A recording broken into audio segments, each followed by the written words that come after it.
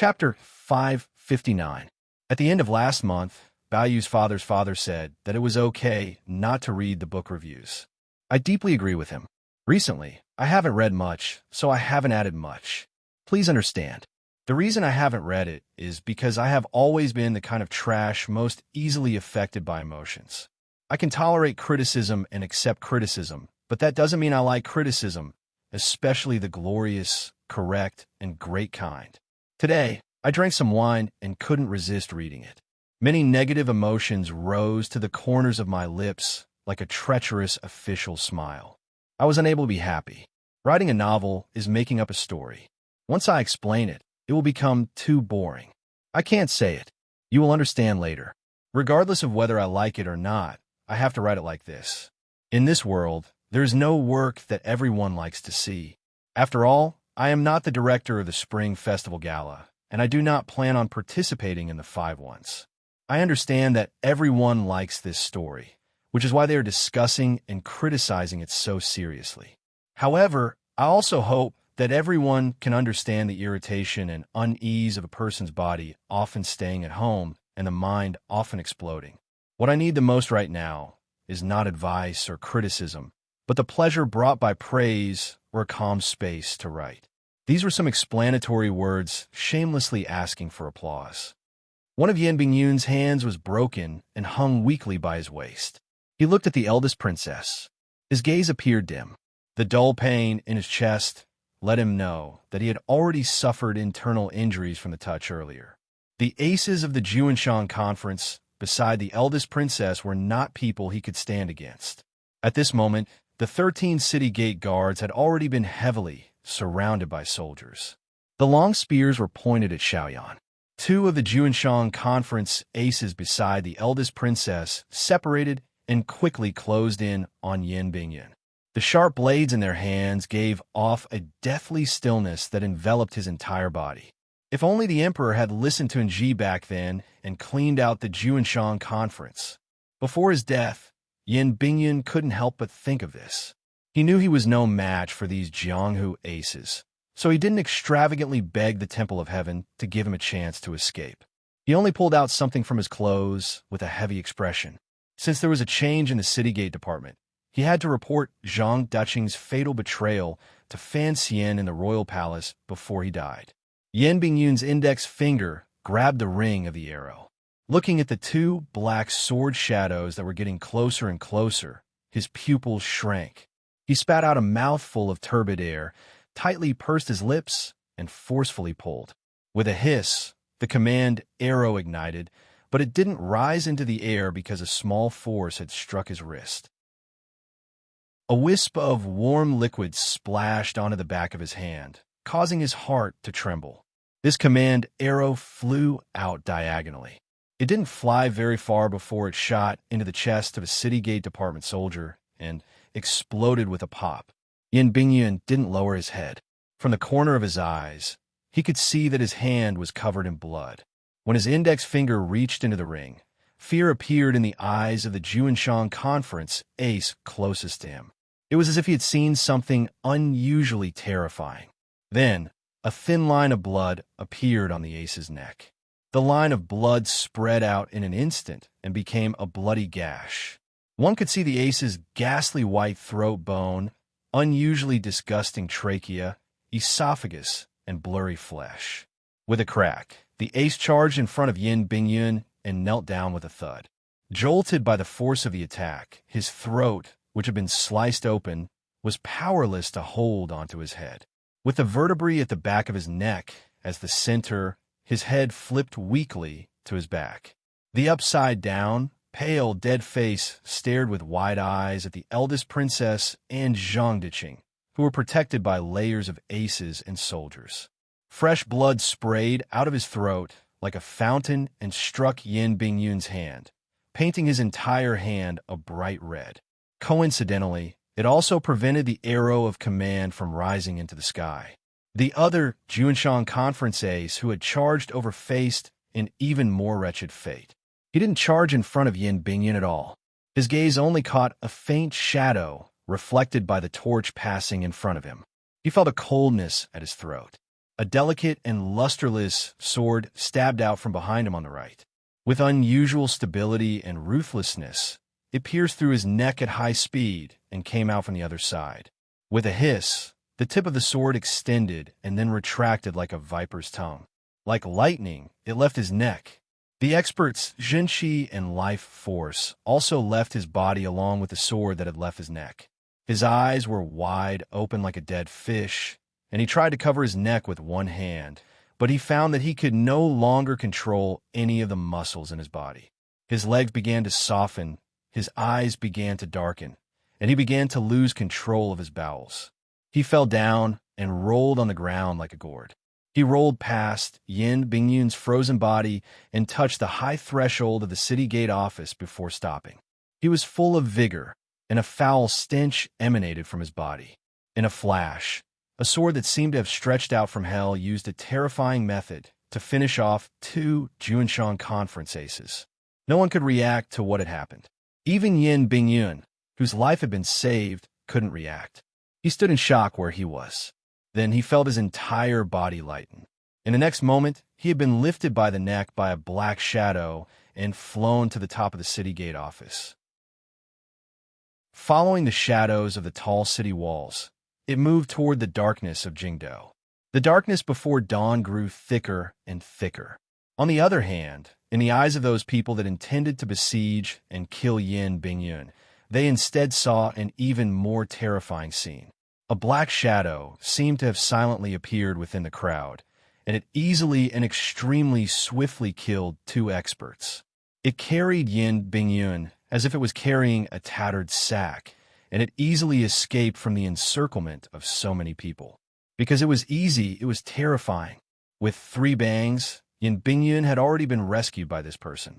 The soldiers of the city gate office didn't even have time to raise the bows in their hands. Who was this black shadow to have such terrifying power? Protected by the aces and soldiers at the very back, the eldest princess's face was slightly pale. She waved her hand to disperse the subordinates in front of her and walked out of the crowd. Looking in the direction the black shadow had escaped, she didn't know how she felt. Only her eyes grew brighter and brighter.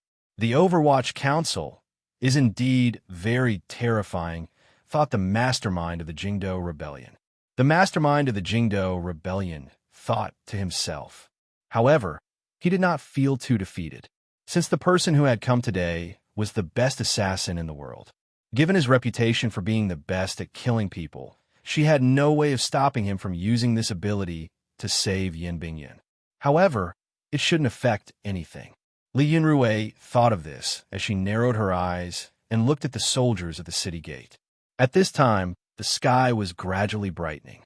The sun below the horizon began to release countless little silver fish, allowing their bulging bellies to reflect their own light. Gradually, they chased away the thick darkness of Jingdo. The torches were no longer as bright. The warm morning light fell on everyone's bodies and cast shadows on the ground. Of course, the Overwatch Council was terrifying.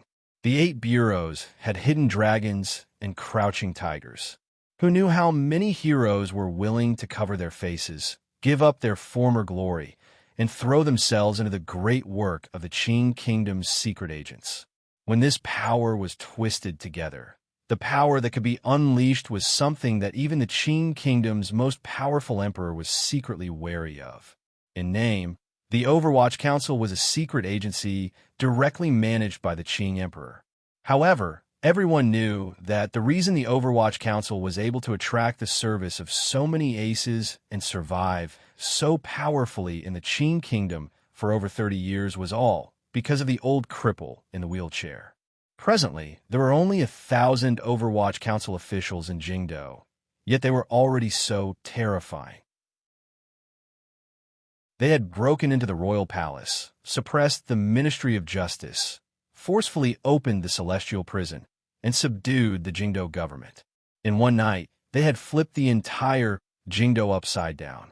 Fan Xian's plan was good, and Yin Bingyun's execution was good. To be able to achieve such an effect, it still relied on the Overwatch Council officials' powerful organizational abilities and iron-blooded obedience. These unique qualities of the Overwatch Council were all forged bit by bit into the soul of the Overwatch Council by Chun Pingping, the old cripple, and the first generation of the heads of the 8 bureaus over decades. Thus, the most powerful person in the Overwatch Council was not the Black Knights, Fan Xian, or the best assassin in the world. Rather, it was Chun Pingping and what he represented. Strangely, the Crown Prince and eldest princess had planned the assassination of the Emperor at Dong Mountain. The eldest princess also knew the power of the Overwatch Council, but it seemed that she had put too little attention on the Overwatch Council. At least, in the eyes of the uneasy Crown Prince, if he was going to ascend to the throne, if he didn't first control Chun Pingping, who would sit on that throne. Fortunately, Chun Pingping had been poisoned and was isolated outside of Jingdo. The Crown Prince had thought that this was all his aunt's doing. No one knew that this matter had nothing to do with Li Yunrui. From the beginning, Li Yunrui had never thought about dealing with the Chun Garden outside Jingdo and the old man in the wheelchair. It wasn't because she didn't value Chun Pingping or because she thought Chun Pingping was an old strange creature that could never be destroyed. It was because she had a secret. The secret was only one person's secret. The rest of the people in the plan did not know. After the news of Chun Pingping being poisoned by the Dongi Master reached Jingdo, everyone's heart jumped. They thought the old cripple was pretending to be something. When the news of the assassination of the Emperor at Dong Mountain came, the Empress Dowager ordered Chun Pingping to immediately enter the palace. But Chun Pingping remained in Chun Garden. Everyone began to guess something. Had Chun Pingping truly been poisoned? Therefore, there was an old man who had known Chun Pingping for decades, who was tempted and had a thought. This old man had always had a secret fear of Chun Pingping. If he didn't kill him, he would not feel at ease. Furthermore, the present situation was not good. As the saying goes, take his life when he is ill. If he didn't take advantage of this time to take Chun Pingping's life, the old man would feel sorry for himself. After the old Qin master, who grew cabbages, left Jingdo to take control of the army, and his son took back the power of the Jingdo garrison, the first order he gave was to slaughter Chun Garden. Chun Garden had become a wasteland. In Fan Xian's eyes, Chun Garden, which was even more luxurious than the Jiang and Ming family's garden, had become countless black and gray ruins. Those beautiful and elegant gardens had already been burnt to black soil. Those exquisite and grand houses had already been reduced to innumerable halves of stone walls. Green smoke was still rising from everywhere, but it no longer had that scorching heat and looked abnormally desolate. If Fan Xian saw this scene, his heart would probably ache to death, and he would loudly curse those people who didn't know how to treasure. From ancient times until now, the military had been in existence that had least need for artistic beauty. Thus, when a branch of the Qin family's army charged into Chun Garden with lightning speed, it was only natural that they set a fire. The reason for this fire was not similar to the fire of the 8-Nation Coalition Army. The bandits of the 8-Nation Coalition Army thought there were too many things and couldn't move them away, so they simply burned it and didn't leave it for the people. The reason the Qin family's army set a fire was because they hadn't stolen anything or captured anyone. The traps outside Chun Garden that had once terrified Fan Xian still existed. The Qin family's army had only broken into Chun Garden after over 300 people had died. However, they didn't find a single living person in Chun Garden. What welcomed them was an empty garden. Director Chun, who was rumored to be poisoned and bedridden, was not in the garden. His beautiful serving girls were also not in the garden. The servants were not in the garden. Everyone seemed to have left a long time ago. They had left unusually cleanly. Even the paintings hanging on the walls of Chun Garden had been taken down. Chun Pingping liked those paintings. This army controlled by the Qin family was mainly made up of the Jingdo garrison. The leader was a general of the second generation of the Qin family. He was Qin Heng's cousin. He looked at the empty Chun Garden in exasperation. Thinking of how he had led the army to attack and had died so many people only to occupy an empty garden, he couldn't help but want to vomit blood. In his anger, this Qin general had set a fire. In the raging flames, he ordered a fast horse to report back to the Yuan-Tai camp. He didn't dare lead the army back because the old Qin master had given a death order. Since he had moved against Chun Garden, he had to kill Qin Pingping before he could return to the army. Helpless, he could only wipe away his usual pride and respectfully ask the black-clothed man beside him for advice. This black-clothed man had been sent by the old man to help him. On the way the army had attacked, he had said that Qin Garden would be empty at this time. At the time, this Qin general still didn't believe it. Now, he had no choice but to believe it. He sighed in his heart. After all, he was an elder of the Overwatch Council.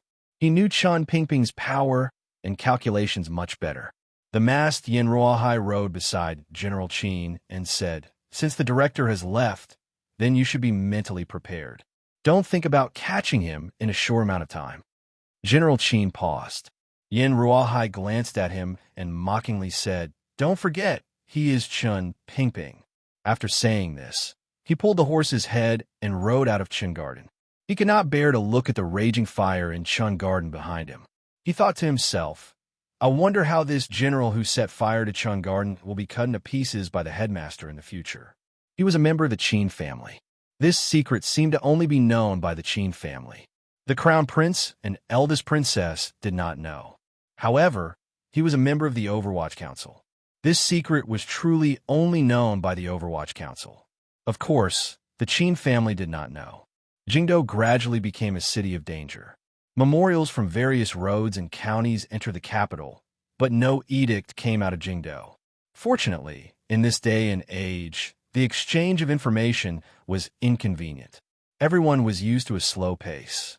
Even if the provinces around Jingdo felt it was strange, they did not panic because of Jingdo's dangerous situation. At least for the next few days, the entire Qin kingdom, other than Jingdo and Dongshan Road, was peaceful as usual. The morning in Weizhou was no different from the morning in Jingdo. The director of the Overwatch Council, Chun Pingping, who should have been in Jingdo dealing with the matter of the throne or treating poison in Chun Garden, raised his eyes to glance at the light in the sky above the courtyard. He furrowed his brows and began to raise his chopsticks to eat porridge and buns. Usually, in Chun Garden, the old man also liked to eat these two things. When the Empress Dowager's edict reached Chun Garden, this old ancestor of the Qing Secret Service immediately ordered his servants to prepare a carriage and pack his luggage. He did not return to the capital. Instead, he slipped away with unusual speed. Fan Xian and the great prince stood on the palace walls with worried faces, thinking about running away. Unexpectedly, the elder closest to them did this much more cleanly and efficiently than them. After a group of carriages left Qin Garden, they circled around the countryside to the south of Jingdo. The Qin family's army behind the carriages continued to persevere in searching for the whereabouts of the carriages, intending to kill them in one fell swoop. However, Qin Pingping was not in a hurry. The carriages did not increase their speed. They didn't even purposely hide their tracks. They only lured the army to circle behind them.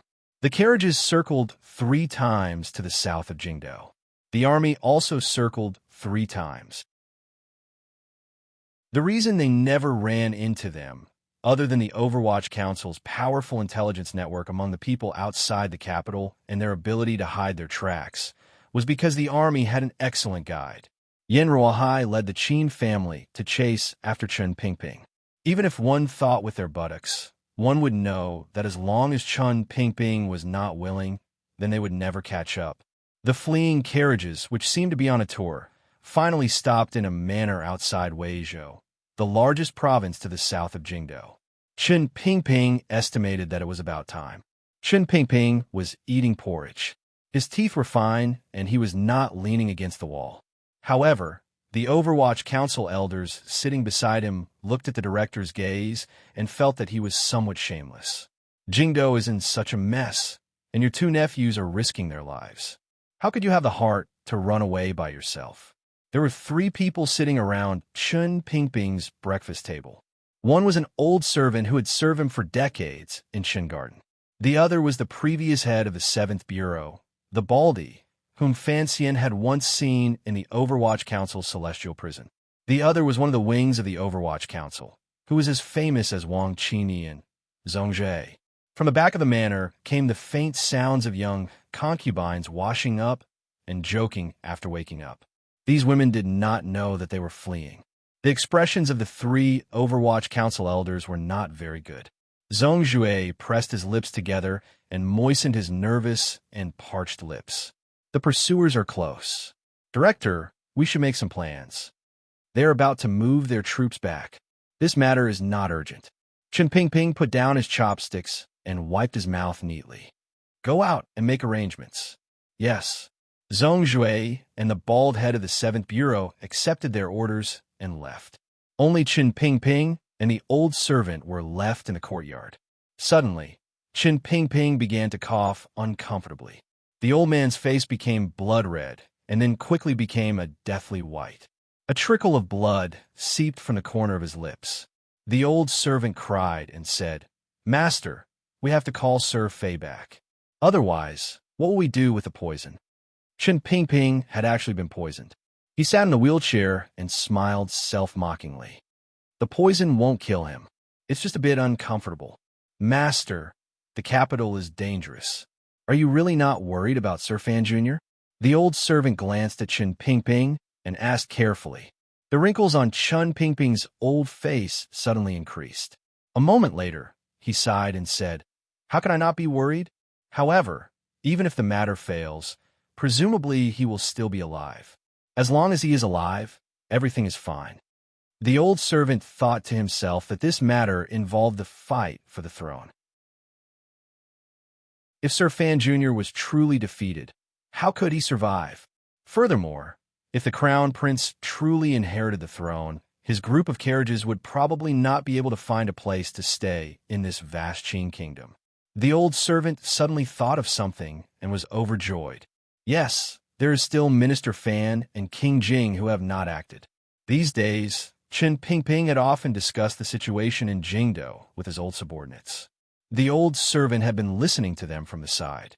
He had a very clear understanding of the comparison of power in Jingdo. If the 13 city gate guards truly failed and the Yi and Qin families' armies entered the capital, how could the Overwatch Council stop them? Unless Fan Jian and King Jing had the power to flip the heavens in their hands, Director Chun would not be able to sit peacefully in his wheelchair and not worry for Fan Xian. King Jing and Old Qin are the same. They only vent their anger at the ground. Chen Pingping said with slight mockery.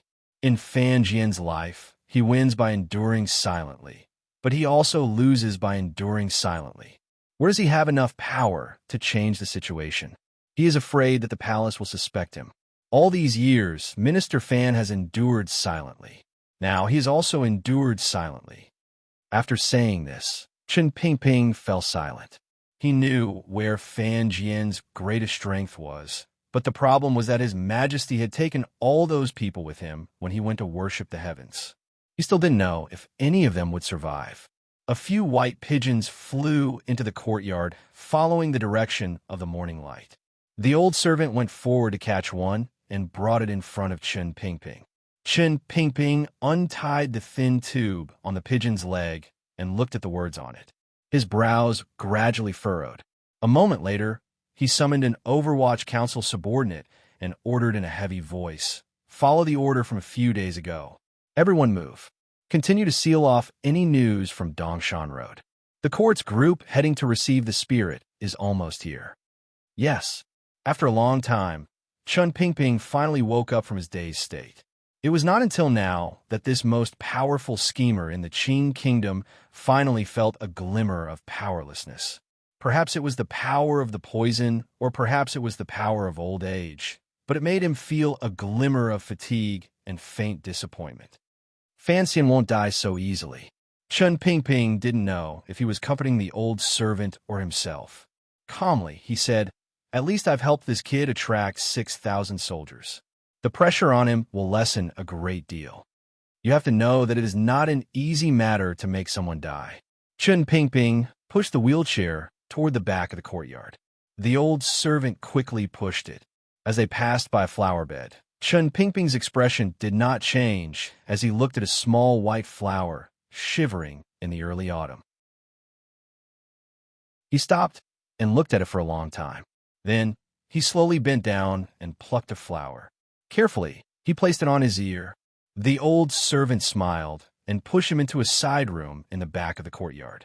When he entered the side room, Chen Pingping suddenly said to him, if Fan Xian knew he was a father, he would certainly learn to value his life even more.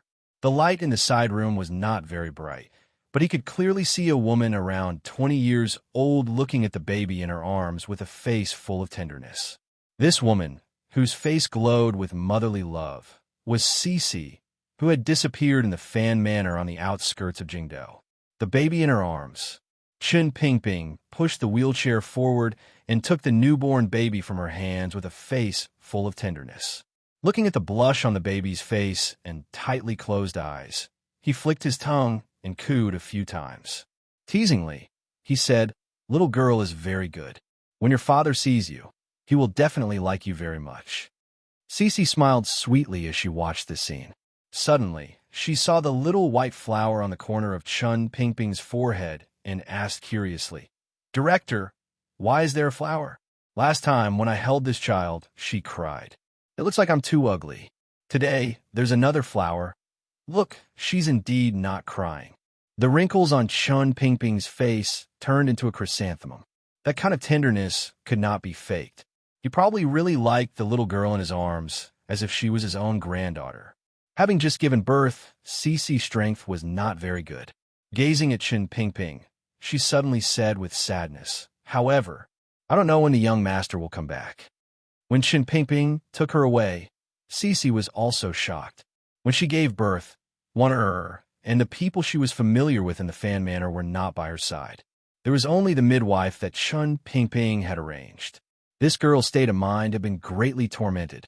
However, she knew Director Chen did not have any ill intentions. She just didn't understand why she had to give birth outside the manor. She couldn't help but think of the secrets of some large family. Her mood had always been low. In a few days, Fan Xian will be back. Chen Pingping smiled and comforted her. The most important thing for a pregnant woman is to be happy. That's why he asked me to take you out for a walk. This reason was clearly a bit far-fetched, but Cici's mind was clearly not very good after giving birth. She actually believed it. You rest first. Chen Pingping was so happy that he refused to let go of the little baby girl for a moment. He said to Cici, I'm going to take the child out for a walk. Cici said, you can't let the wind blow. Chen Pingping nodded obediently. In front of Mother, he had to be more obedient to steal her child to play with. Chen Pingping played with the baby girl all the way to another room. He said to the person in the room, let me show you, Fan Xian's daughter. The person was tied up tightly.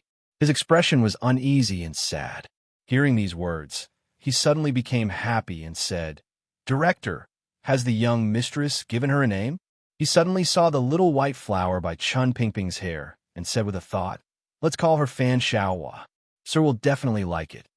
The person who gave the name was Fan Xian's trusted aide, Wang Qinian. No one knew how this person had escaped from Dong Mountain or why he'd been tied up in Chen Pingping's room. Chen Pingping glared at him and said, what dog sh*t? Wang Qinian had clearly lost a lot of weight. It looked like after escaping from Dong Mountain, he had suffered a lot on the way. He looked at the little baby girl in the director's arms. Amidst his joy, he suddenly thought of his family's daughter in the capital and Fan Xian, who was in the eye of the storm. For some reason, his nose became sore. I wonder if Sir will be able to see his own daughter. With a mournful expression, he said, what exactly is going on? I don't understand. Chen Pingping's expression was calm. I also don't understand what will happen in Jingdou, but I know something will certainly happen in Jingdou. Fan Xian stood on the walls of the royal palace and looked at the rising sun in the east. His brows gradually furrowed together, and he sighed. Up until now, he still had not found and Dabao's whereabouts. Fortunately, King Jing's manor had sent word that his father and Lady Lu were both safe and well. They were heading in the direction of the royal palace. Counting on his fingers, Cici's due date had also arrived. He didn't know if the girl who had mysteriously disappeared was well, or if the child was a boy or a girl. Of all his family, the one he was least worried about was Cici, who was about to give birth. Since the manor had tacitly approved of this matter, the person who had taken Cece could not be anyone else. It had to be the lonely old cripple in Chin Garden. What he was worried about was Yin Bingyun. After Yin Bingyun entered the city gate department, there had been no news. There was also no sign of the Overwatch Council person responsible for reporting information. All of this indicated that something had gone wrong. Fan Xian notified the Great Prince to begin making arrangements. He was only confused as to why Yin Bingyun had not sent out a signal. The morning sun leaped over the horizon. Fan Xian's heart suddenly jumped. It was as if he felt that something beautiful was happening in the world. Chapter 560. Yuan Hongdao struggled to wake up. There was a sharp pain at the back of his head. He didn't know what environment he was in. His long life of hiding among enemy factions had made him used to constant silence. Like Wang Qinian, this Overwatch Council official actually had countless questions in his heart.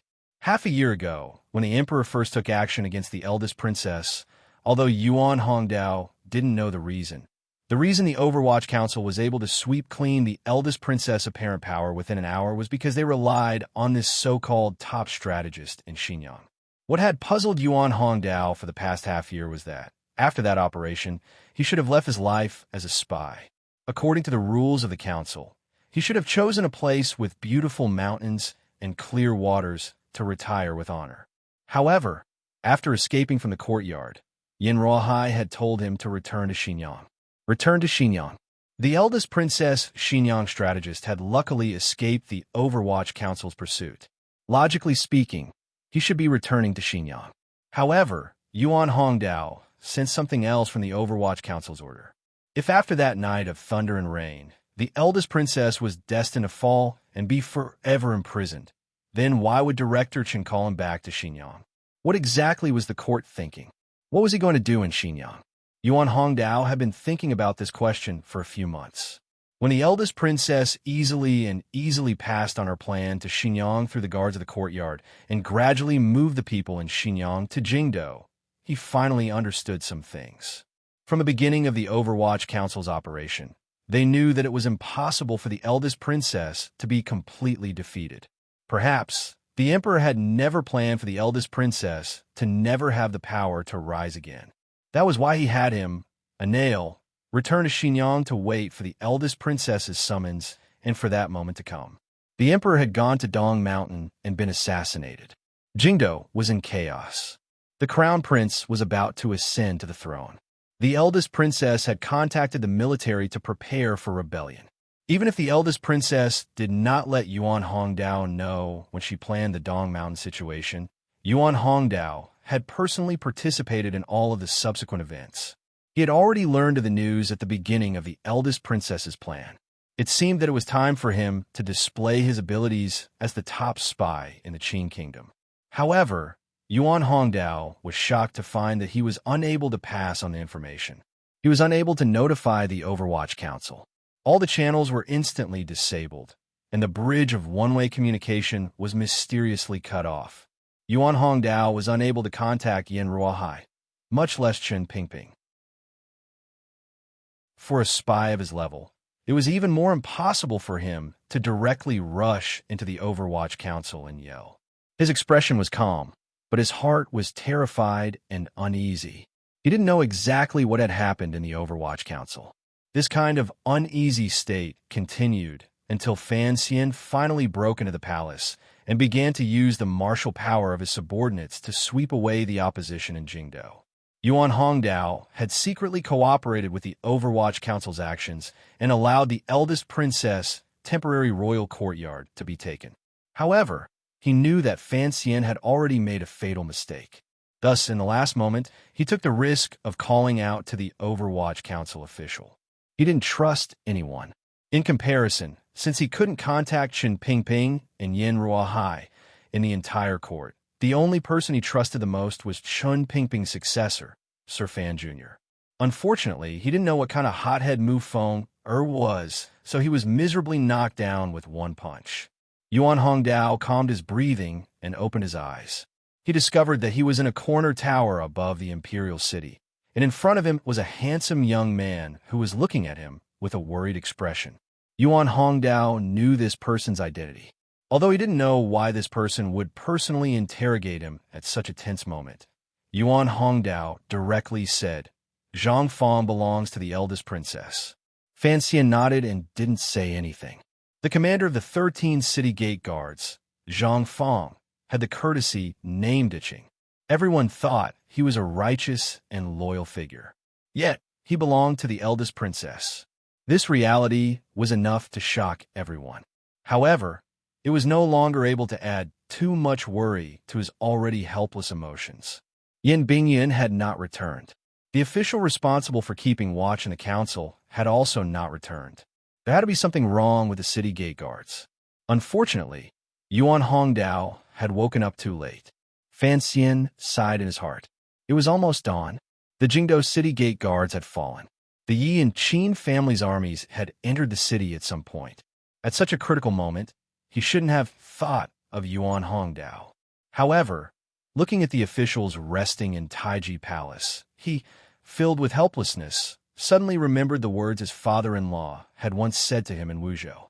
Other than Chun Pingping and Fan Jian, there were 3 people Lin Ruofu feared in court. Other than Chun Pingping and Fan Jian, it was the old Qin master who led the army. This powerful figure had told Fan Xian seriously that he would not give his trump card in court to Fan Xian in case the tree stood out in the forest and was blown down by the wild winds. Unless when the new emperor ascended the throne. Presently, the Qing emperor had already died. Fan Xian was in Jingdo helping the 3rd prince steal the throne. Thus, the Lin civil officials in Jingdo tore off their disguises and stood behind Fan Xian, following the scholars Hu and Shu to stop the crown prince from ascending the throne. Fan Xian thought to himself that his father-in-law had been clever his whole life. His timing was very accurate. However, he didn't know if he would succeed this time. However, Prime Minister Lin's last words were remembered clearly by Fan Xian. If the capital truly becomes chaotic in the future, perhaps Yuan Hongdao can help you. A year ago, Lin Ruofu had calculated the Dong Mountain incident. Fan Xian admired his father-in-law's foresight to the point of prostrating himself on the ground, so he did not forget this move he had given him. When he sank into a dangerous situation he could not extricate himself from, he immediately thought of the top strategist in Xinyang under the eldest princess' command. Indeed, Sir Yuan was a spy the Overwatch Council had planted in Xinyang. This reality shocked Fan Xian and immediately made him vexed.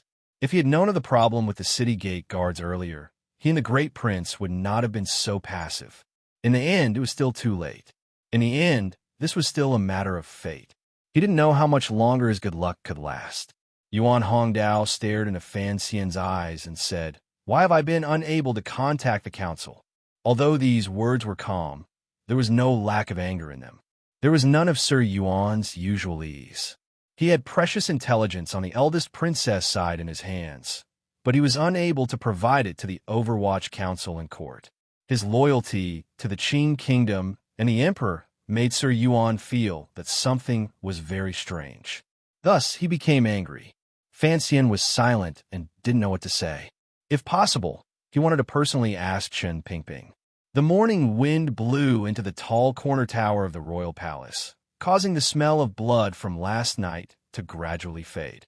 The smell of burning in the private residences in Jingdo also disappeared.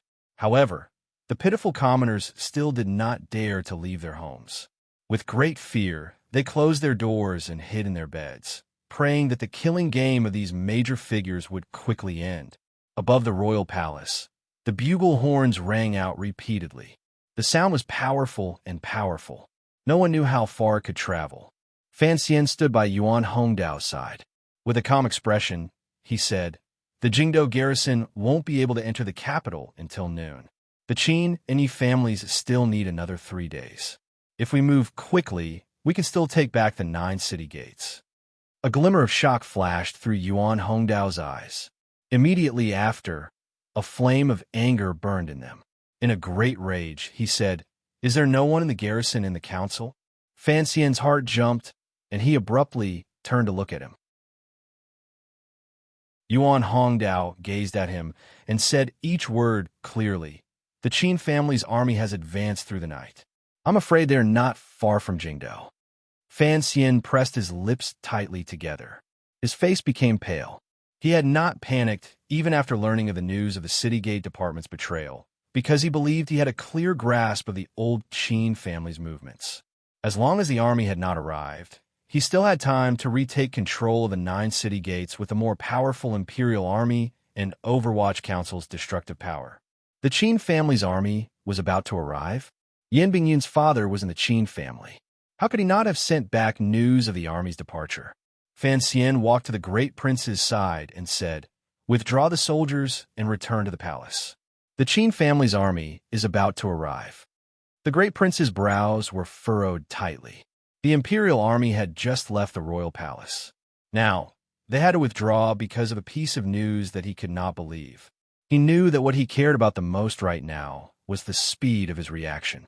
He didn't have time to discuss anything with Fan Xian. Taking a deep breath, he had the soldier at his side wave the little yellow flag in his hand. The yellow flag flipped, and the horn sounded again from above the royal palace.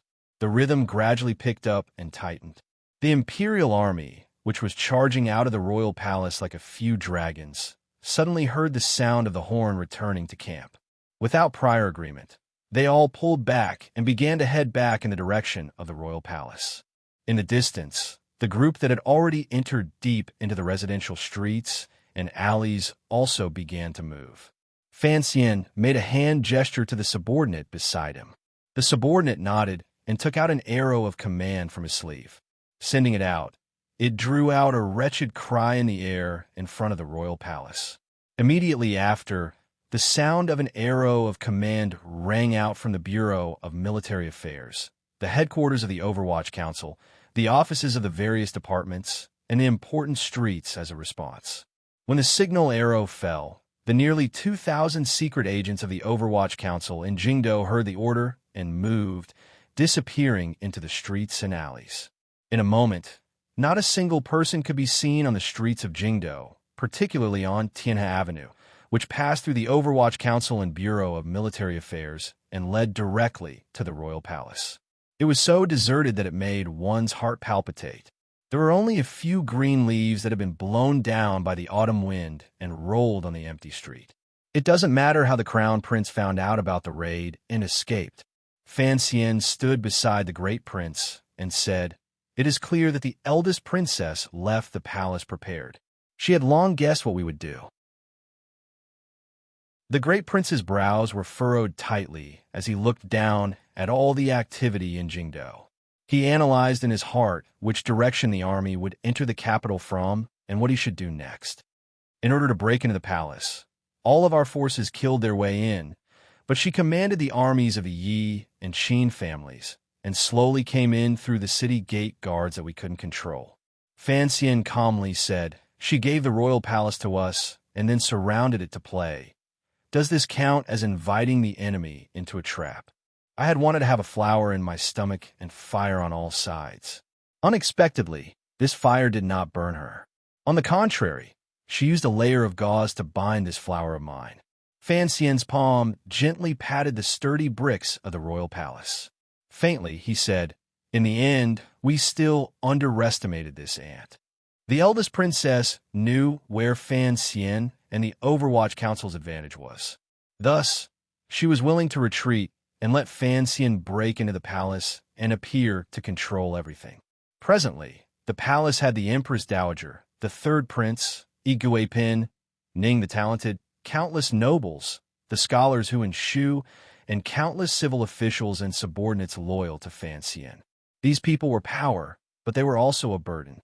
If Fan Xian had a pair of wings, then the people the eldest princess had purposely left in the palace would be like hammers on Fan Xian's wings, preventing him from flying as he pleased. Even if the army surrounded the city, they probably wouldn't be able to surround a terrifying nocturnal ace like Fan Xian. However, he carried the legacy of the Qing kingdom and the lives of countless people in the palace on his shoulders. How could Fan Xian escape? Could he bear to escape? The great prince had been silent the entire time.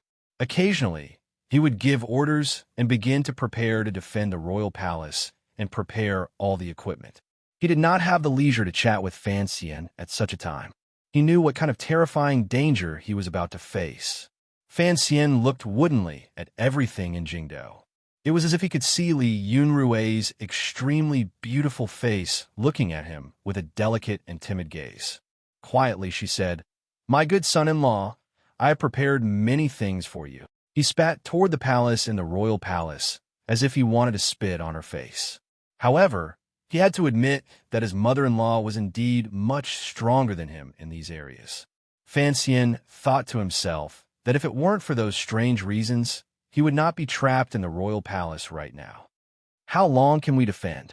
he asked the great prince. The great prince's expression was solemn.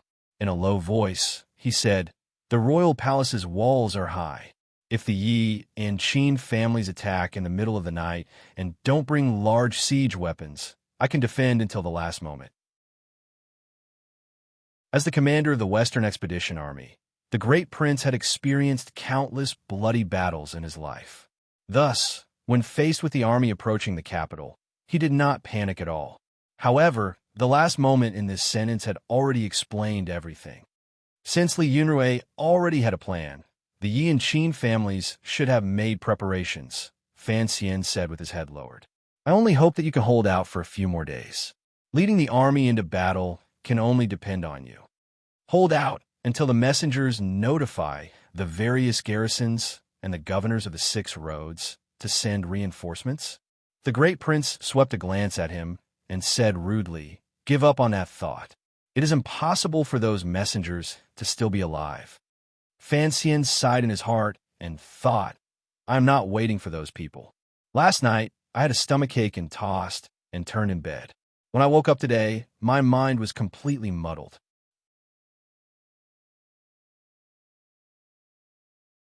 Chapter 561. A wave of hurried footsteps rang out on the palace walls.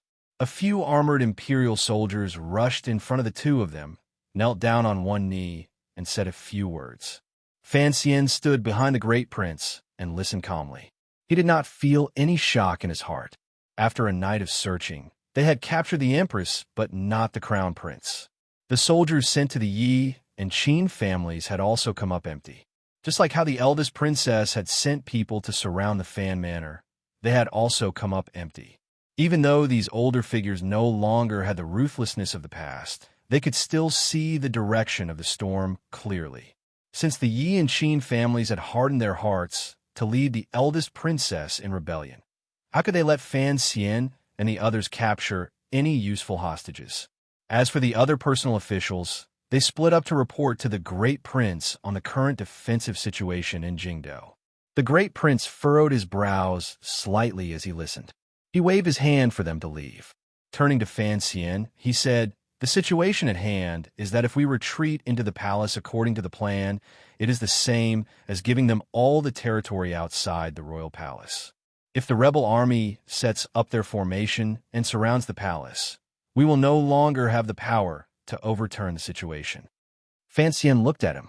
"The problem is, if we begin to harass the moment the rebel army enters the city, we will only be able to harass them. It won't be of much use at all," the great prince said. "I have too few soldiers in my hands." At this time, the sun had already risen. The red rays of light shone on the vermilion red walls of the palace, and then reflected out, causing the entire palace and a large square in front of it to be enveloped in a warm color. Even the clear and quiet moat at the back of the palace was soaked in a heart-palpitating red, like fresh blood. "If we want to delay, we must attack the moment they enter Jingdou." The great prince looked at the morning sun and narrowed his eyes. The great prince looked at the rising sun and narrowed his eyes. "The problem at hand is that the Overwatch Council's secret agents are blocked off by the 4 walls and have no way of sending in intelligence reports. We must guess which city gate the army will enter the capital from. There is some distance from the city gate to the royal palace. It is enough for us to kill some of their spirit," Fan Xian said with his head lowered. "If I really have to guess which city gate the army will enter the capital from, I bet Xingyang Gate." "I have the same thoughts." The great prince nodded. The rebel army was heading straight for Jingdo from Yuantai camp. The closest city gate was Zhengyang Gate. Furthermore, the offices of the 13 city gate guards were also located there. Although Zhang Daxing had rebelled, only that city gate was personally controlled by him. It was the safest and smoothest route for the eldest princess army to enter the capital through that gate. The first prince frowned and said, "I left a group of cavalry there." Fan Xian glanced at him. A strange light flashed through his eyes. The difference in strength between them and the enemy was too great. It was impossible to defend against the enemy outside the city gates. However, he and the great prince had to give the rebel army a deep, memorable blow the moment they entered the city. Only then could they reduce the rebel army's spirit. However, this group of soldiers would definitely be swallowed up by the surging power of the army, and not a single one of them would survive. Seeming to sense what Fan Xian was thinking, the great prince furrowed his brows slightly and said in a low voice, "As a soldier of the Qing kingdom, it is only right that we risk our lives." Fan Xian thought bitterly. It was only a struggle for power among the emperor's family, yet they wanted these common soldiers to shed their blood.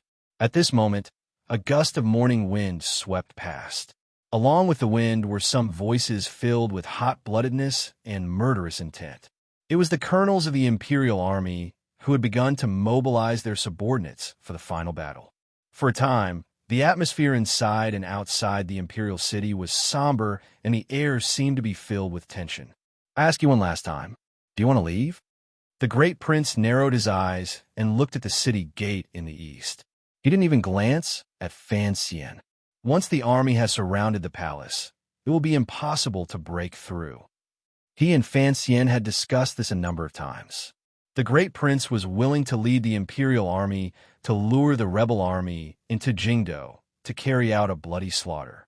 Fan Xian, with the help of 1,000 Overwatch Council secret agents, would lead the people in the palace to find a way out, kill their way out of the city gates, and quickly head south to Weizhou. Fan Xian gently shook his head, just like he had the last few times they had discussed it, putting aside the possibility of success in breaking through.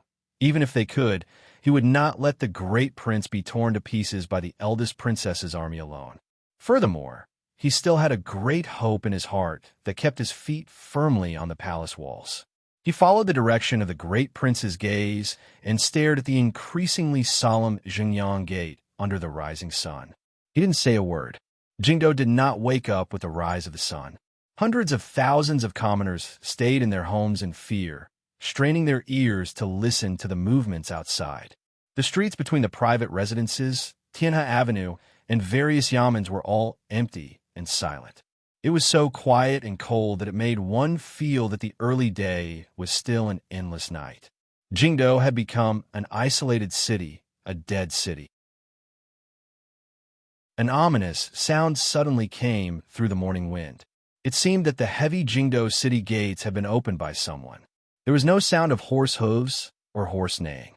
There was no sound of armor and long swords clashing against each other. There was no military banner fluttering. At such a distance, one shouldn't be able to hear the sound of the city gates opening and closing. In such a deathly silent Jingdo, any strange movement from the city gates would touch on the sensitive thoughts of the people in the royal palace. Fan Xian abruptly turned his head and looked in a few directions to the west and south. He focused on the green smoke that the Overwatch Council secret agents had risked their lives to send out. His pupils constricted slightly. A moment later, he and the great prince met each other's eyes and said, "We all guessed wrong." The expression on the great prince's face was extremely serious as he nodded his head. Green smoke rose in all directions as the horn gradually sounded. Looking down from the royal palace, one could see that dozens of clumps of dust had appeared on the outer walls of Jingdo in different directions. The sound of hooves was like thunder. It was rumbling from the city gates, following the roads in all directions in Jingdo toward the royal palace. Fan Xian and the great prince had guessed that the rebel army would enter the capital through Zhengyang Gate. They had not expected that the rebel army would enter the capital so openly and forcefully from all 9 city gates at the same time. The two princes on the palace walls sucked in a breath of cold air and wondered just how many people the eldest princess had in the rebel army. They dared to divide their forces to enter the capital through the 9 city gates and openly suppress the city, creating such a terrifying scene. In an instant, Jingdo was surrounded by smoke. Outside Jingdo's Xingyang Gate, the yellow earth was crushed by the galloping hooves of horses. It was then kicked up and turned into a cloud of dust and smoke. It gradually rose and became a cloud of yellow smoke, blocking out the light from the rising sun above the horizon. It made both inside and outside the city gate somewhat dark. The 5,000-man cavalry army rode in a row of 5 at a steady speed toward the wide, open Xingyang Gate. Everything appeared silent and fast. The dust kicked up by the horses' hooves was swept into the city gates by the charge of these fine horses. It looked like a headless and tailless yellow dragon struggling endlessly into Jingdo with the intention of swallowing those pitiful commoners. In the yellow soil that filled the sky, a large military flag was fluttering in the wind. A large Qin character was painted on the black flag. The last stroke of the Qin character was forcefully thrust out. It looked like an indestructible power.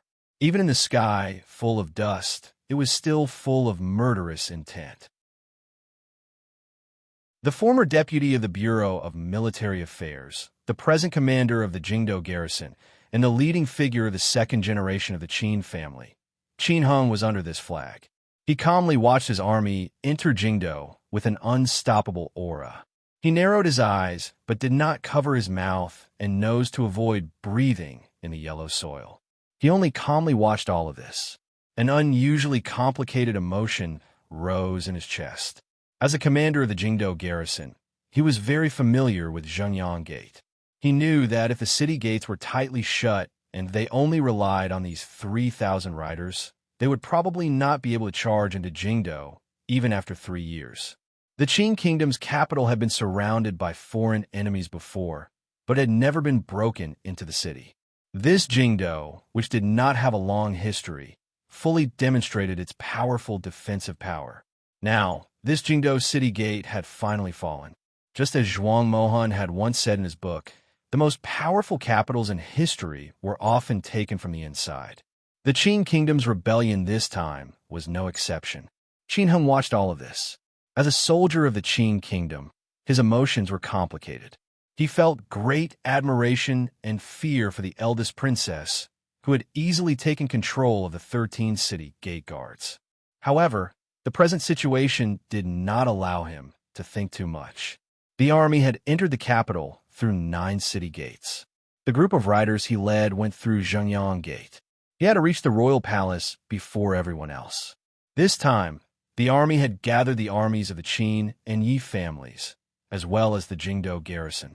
There were 30,000 people in total, while the royal palace's defensive power added up to less than 6,000 people. The army entering the capital had to be open and above board. They had to suppress the people in the royal palace until their hearts trembled and they surrendered. For Qin Hung, fighting this battle with 6 against 1 was not a difficult matter.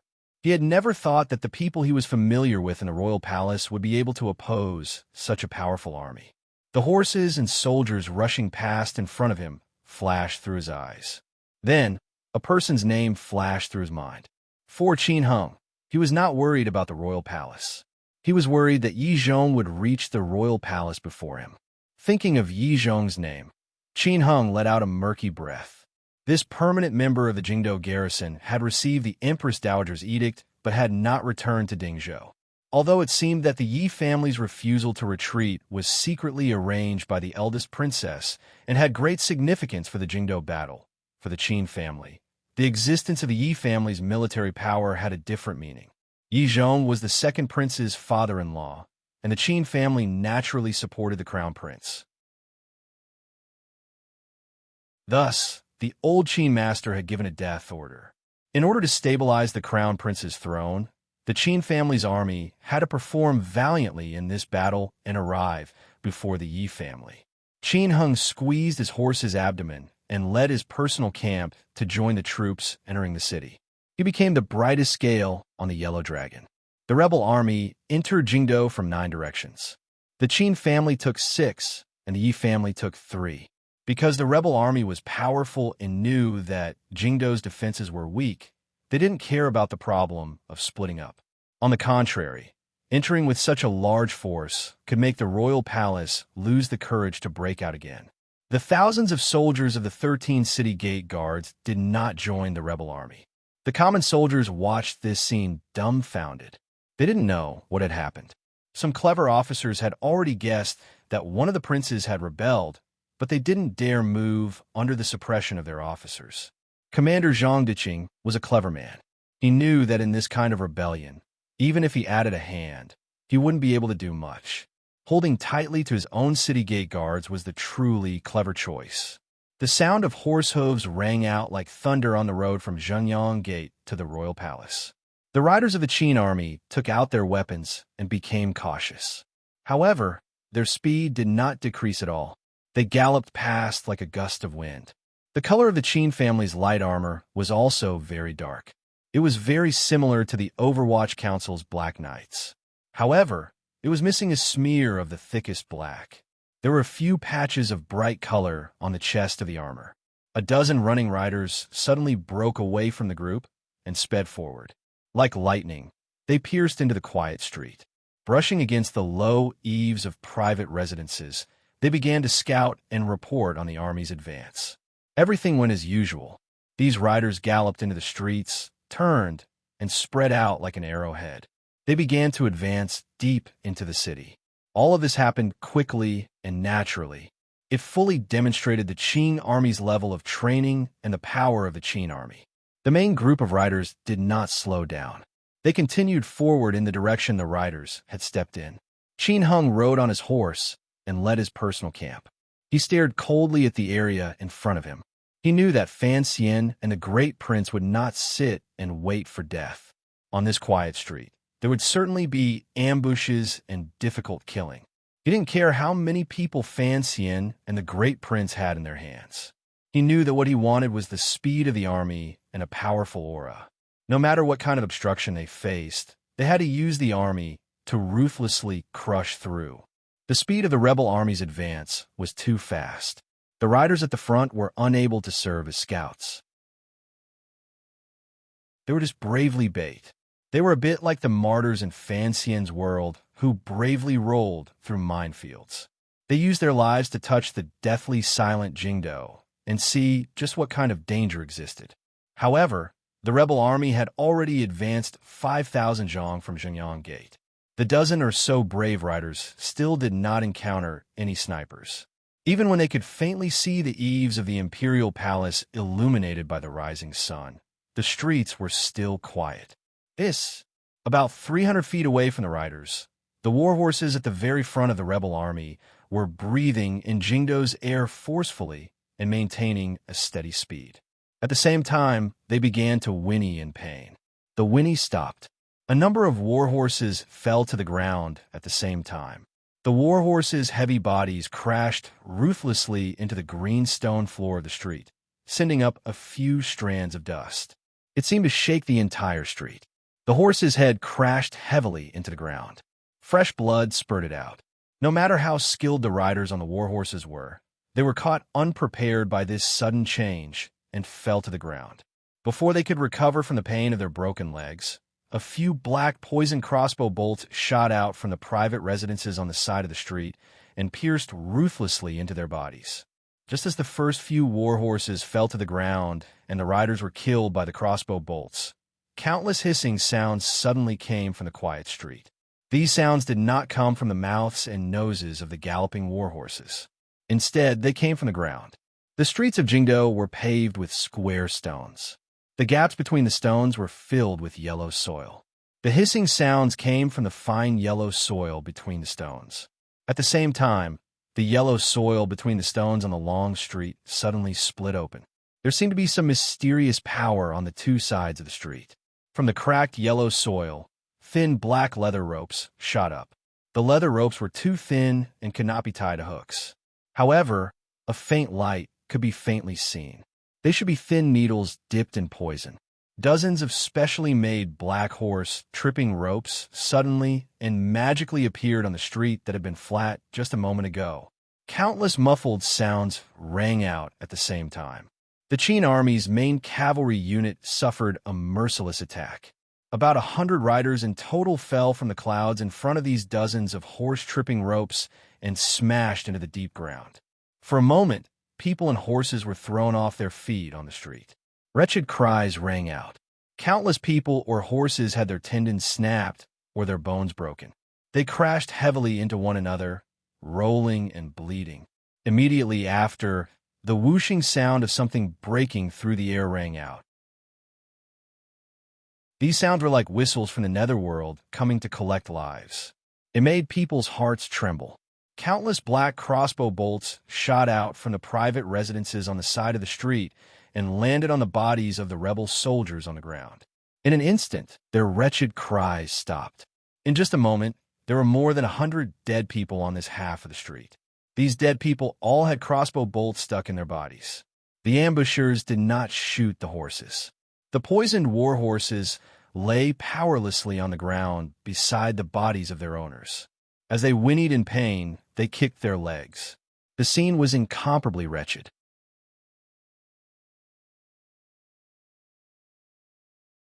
Chapter 562. Actually, I had been sick for a few days.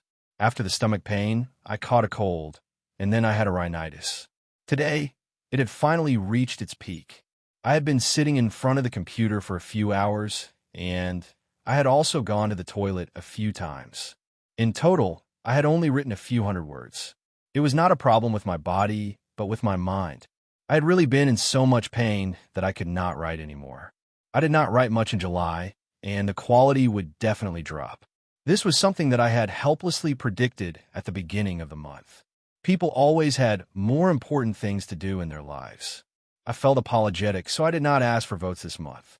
I asked everyone to vote for other colleagues who were more hardworking. But I did not expect that on the last day of the month, Qing Yu's monthly votes would actually squeeze into the top 6. Thinking of this, I cannot help but feel endless gratitude towards everyone.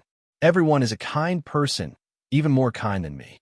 After returning home for the past 10 days, I have been working hard to write, wanting to make up for it. But I did not expect that I would not be able to persist on the last day of the month. It is really a pity, and I am also a little disappointed.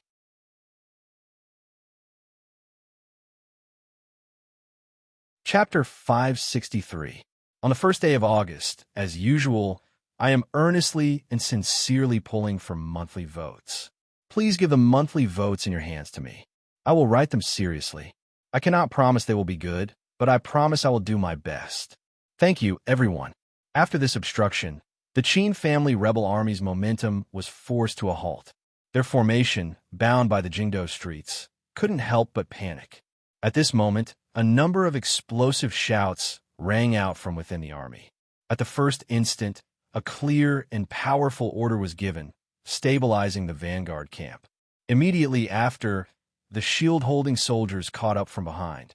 Stepping over the pools of blood on Chong Street, they bravely broke through the wooden doors of the private residences on both sides of the street and charged into those dark spaces.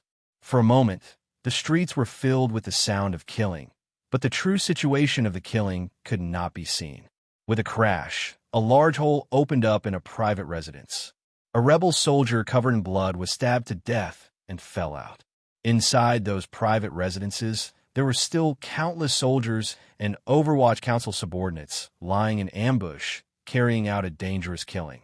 The rebel army's discipline was strict. When Qin Hung coldly gave the order to use the lives of a large number of soldiers as the price to launch a counterattack toward the two sides of the street, the rain of crossbows attacking from all directions weakened. A bright knife light flashed. Dozens of treacherous horse-tripping ropes on the stone pavement of the street were neatly cut. These black leather ropes were like poisonous snakes with their heads cut off. They lay limply on the ground. The poisonous needles, shining with a metallic luster, were like the shiny liquid on the snakeskin. Qin Hung sat on his horse and stared ahead under the military flag. Abruptly, he picked up the horsewhip in his hand and lashed it down forcefully. A fierce general at his side gave a muffled grunt. Holding a long spear in his hand, he yelled, "Kill!" His legs squeezed the horse's abdomen. Leading hundreds of riders, he once again charged toward Chong Street. For a moment, there was only the sound of horse hooves rolling up like wind and thunder with an imposing aura. There were still wretched cries on Chong Street. There were still the sounds of knives sinking into bones in the private residences and the muffled sounds of bodies falling to the ground. It was difficult to see the figures of Overwatch Council subordinates. They only knew that these people were carrying out the killing work in the private residences on the side of the street. Gradually, blood seeped out from under the wooden doors. The fierce general of the Qin clan's vanguard camp ignored him and led his subordinates to charge on the long street. Only to see this person's long spear thrust out, stirring up a strong gust of wind, and with a cha sound, it pierced into a wooden door beside the horse. With a roar that shook the heavens, the general pulled back his spear. There was a black-clothed man on the spear. Fresh blood dripped from the spear. The tip of the spear had pierced through the chest of the Overwatch Council's secret agent. The general, under the armor, released a muffled groan. With a shake of his arm, the corpse on the spear tip was flung out like a paper bag. He took the lead on a horse, and once again stepped over the corpses and pools of blood on the street. Once again, he galloped forward. The black spear in his hand was completely forged from iron and steel. It was mighty and powerful, and the spear was not weak at all. Along the street, it actually picked up 5 wooden doors and killed several people in quick succession. Qin Hung stared coldly at his most ferocious general from the back. He waved his hand and ordered the entire army to press forward. He was prepared to use a powerful military force to directly suppress the Overwatch Council snipers on both sides of the street. Although they had lost nearly 200 soldiers in their first encounter, Qin Heng's state of mind did not tremble at all. He had never thought that the Overwatch Council's methods in the dark could directly stop the advance of a large army. An Overwatch Council official holding a crossbow appeared on the building in front of them on the left. Through the window, he took aim at the vanguard general. Unexpectedly, before he had time to pull the trigger, an arrow had already shot into his eye socket. The official gave a muffled groan and fell down the building. Immediately after, a series of whooshing sounds rang out. The dozens of bodyguards following the vanguard general on horseback on the street held light bows in their hands and shot to the left and right. Arrows flew out quickly. Immediately, many arrow holes appeared in the small buildings and private residences on both sides of the street. The Overwatch Council subordinates, lying in ambush, were preparing to use their crossbows to kill the vanguard general when they were all struck and fell. Of the 3 powers in the world, the Qing army was the strongest in riding and shooting. At this moment, they were riding on the long street and holding hardbows in their hands. In an instant, the Overwatch Council crossbowmen didn't dare reveal themselves. Even though there were occasional arrows that flew out from the 2 sides, they did not seem to be very accurate. They hit the heavy armor on the vanguard general's body, but were unable to penetrate deep into his body. They only produced a few blooms of blood. In the blink of an eye, the Qin family general had already led the vanguard battalion to charge over 100 zhang, and behind him was the vast cavalry. In front of them was an open field, and there was no longer anything that could stop them from charging into the imperial palace. At this moment, a mournful signal arrow rang out on the long street. Pa, pa, pa, pa. The windows of the houses on both sides of the street were all closed. Although the killing in the houses continued, the long street had returned to peace. It was an extremely strange peace. The vanguard general's face was covered in blood and dirt. His expression was murderous. With a shake of his long spear, he pulled it behind his back. Like a mountain-splitting axe, he pierced toward the end of the street. Although he had noticed the strange scene on both sides of the street, he did not feel a glimmer of fear. Now that the charge had been formed, how could the Overwatch Council's tricks stop the advance of the army? Scoundrels, he thought disdainfully. Scoundrels. Qin Hung led the army and pressed toward the long street. With a stern expression, he looked at the street that had suddenly recovered its silence. He thought with slight mockery that the Overwatch Council still could not see the light of day. Right at this moment, a signal suddenly rang out on the long street that had regained its peace after the signal arrow. This signal only had one word. Ho! This ho was very simple. It was clean and tidy, but contained boundless killing intent. Qin Heng's pupils constricted slightly. He raised his eyebrows. The rebel soldiers pulled back their bows. Countless arrows shot out, piercing toward the place where the order had come from. Thud, thud, thud. Like rain hitting a city, the wooden building was immediately pierced with countless holes. The long arrows pierced through the wind. There was only a faint muffled grunt. The Overwatch Council official who had given the order had died. Immediately after, there was only the sound of horse hooves, the muffled sounds of killing, and the sound of arrows piercing through the air. The order rang out again, ho! Qin Heng's expression became gloomy. He held onto the reins and ran on the street. He didn't know what the Overwatch Council's ho meant. He could have chosen to split his forces and go around this section of the street where the Overwatch Council was heavily ambushed. He could have chosen a more reliable method. However, military orders were like a mountain. Since his father had ordered him to be the first to reach the royal palace, he had to maintain his speed, even if he had to pay an even greater price. Thus, he suddenly waved the whip in his hand. The thousands of rebel soldiers on the street shouted in unison, "Kill!" Like a flood, the group of lightly armored rebel soldiers charged toward the empty and dangerous street. The vanguard general, who no one dared to stop with a long spear in his hand, had already led the dozens of riders behind him to the end of the street. Behind him, Jingyang Gate glowed under the morning sun. The open space in front of him was attracting him. Further away, he could faintly see the royal palace still waiting for his attack. Thus, he was filled with heroism and courage. Then, he suddenly heard the thunderous sound of hooves. Then, he saw that at the empty end of the long street, over 200 cavalry had suddenly appeared.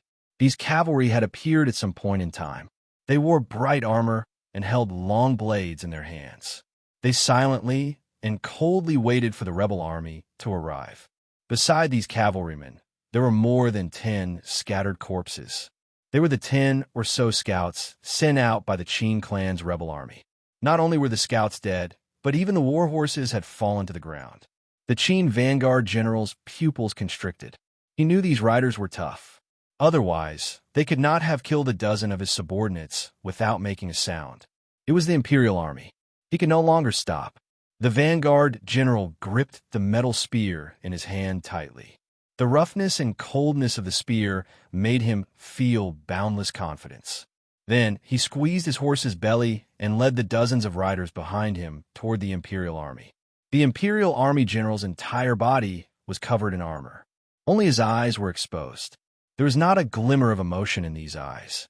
There was only calmness, coldness, and determination. The coldness toward his own life and the determination to complete the mission the commander had given him. He raised the saber in his hand high. The edge of the blade flashed with light, making one shiver. He squeezed his horse's belly. The war horse under him suddenly struggled and shot out like an arrow from a bow. Just like that, the hundreds of cavalrymen charged forward with indomitable courage. They were like two different colored torrents that were about to collide head-on. Just at this moment, an Overwatch Council order suddenly rang out on the long street that had just been silent for a moment. Release! The Qin vanguard general's eyes were blood-red as he watched the Imperial Army riders charging toward him at high speed. With an explosive roar, his horse suddenly sped up. He was just about to charge out of the street when he suddenly heard this sound. His state of mind was firm and ruthless. There was not a glimmer of panic or slowing down. He didn't care at all about the scoundrels of the Overwatch Council. What he cared about was the valiant Imperial Army in front of him. He had to open a bloody path for the general and a bloody path to the royal palace. A black shadow was thrown out from a private residence by the side of the street. It just happened to appear in the air in front of the vanguard general's horse. The vanguard general raised his elbow. The tip of the spear flashed. With a ripping sound, the black shadow was immediately torn to shreds. Cloth flew wildly. The powder inside was swept into the air. Some of it landed on the vanguard general's body, but most of it landed on his horse. He held his breath. His eyes were blood red. He knew that the Overwatch Council's use of poison was powerful, but he was not afraid. As long as the poison did not enter his heart for a moment, he would be able to force back the approaching Imperial army. However, he was worried about his horse. Stealing his heart, he struck the back of the spear viciously against the horse's rump. The horse was startled and sped up again. A series of springs rang out. On the street that had been calm for a long time, the crossbow bolts came again. The Qin vanguard general huffed coldly and swung his spear to protect his vitals and the head of his horse. A gust of wind swept out. Countless crossbow bolts fell to the ground. Occasionally, a few bolts hit his armor. With a crisp clang, they fell powerlessly to the ground. This vanguard general abruptly discovered that among the rain of crossbow bolts, there were a few smears of unlucky red. Red? Fire? With a swish, 3 crossbow bolts landed separately on the vanguard general's heavy armor and the head of his horse. The crossbow bolts had fire cotton tied to them and were burning with tiny flames. In the red morning sun, they were not obvious, but they were particularly fatal. The moment the flames touched the powder on the heavy armor, they began to burn with a whoosh. From the horse's head to the heavy armor and then to the helmet, wherever it touched the powder, the flames immediately spread. In the blink of an eye, the fire burned fiercely and enveloped the vanguard general in flames. Asterisk chi.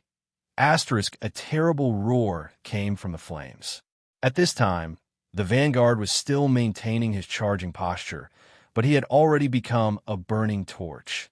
He roared in terror and threw away the spear in his hand, trying to put out the fire on his body. However, this had already become something he could never do. The fire the Overwatch Council had set was not so easy to put out. He knew he was done for.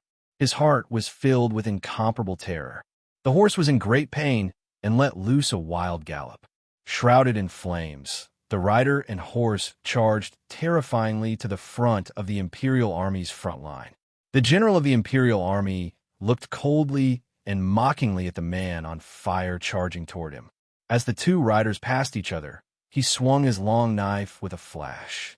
The knife came out without a sound. It passed through the fire and chopped off the head of the vanguard general. With a crack, the head broke off. Tied by the neck armor, it burned in the flames. The flaming horse let out a mournful cry as it charged blindly.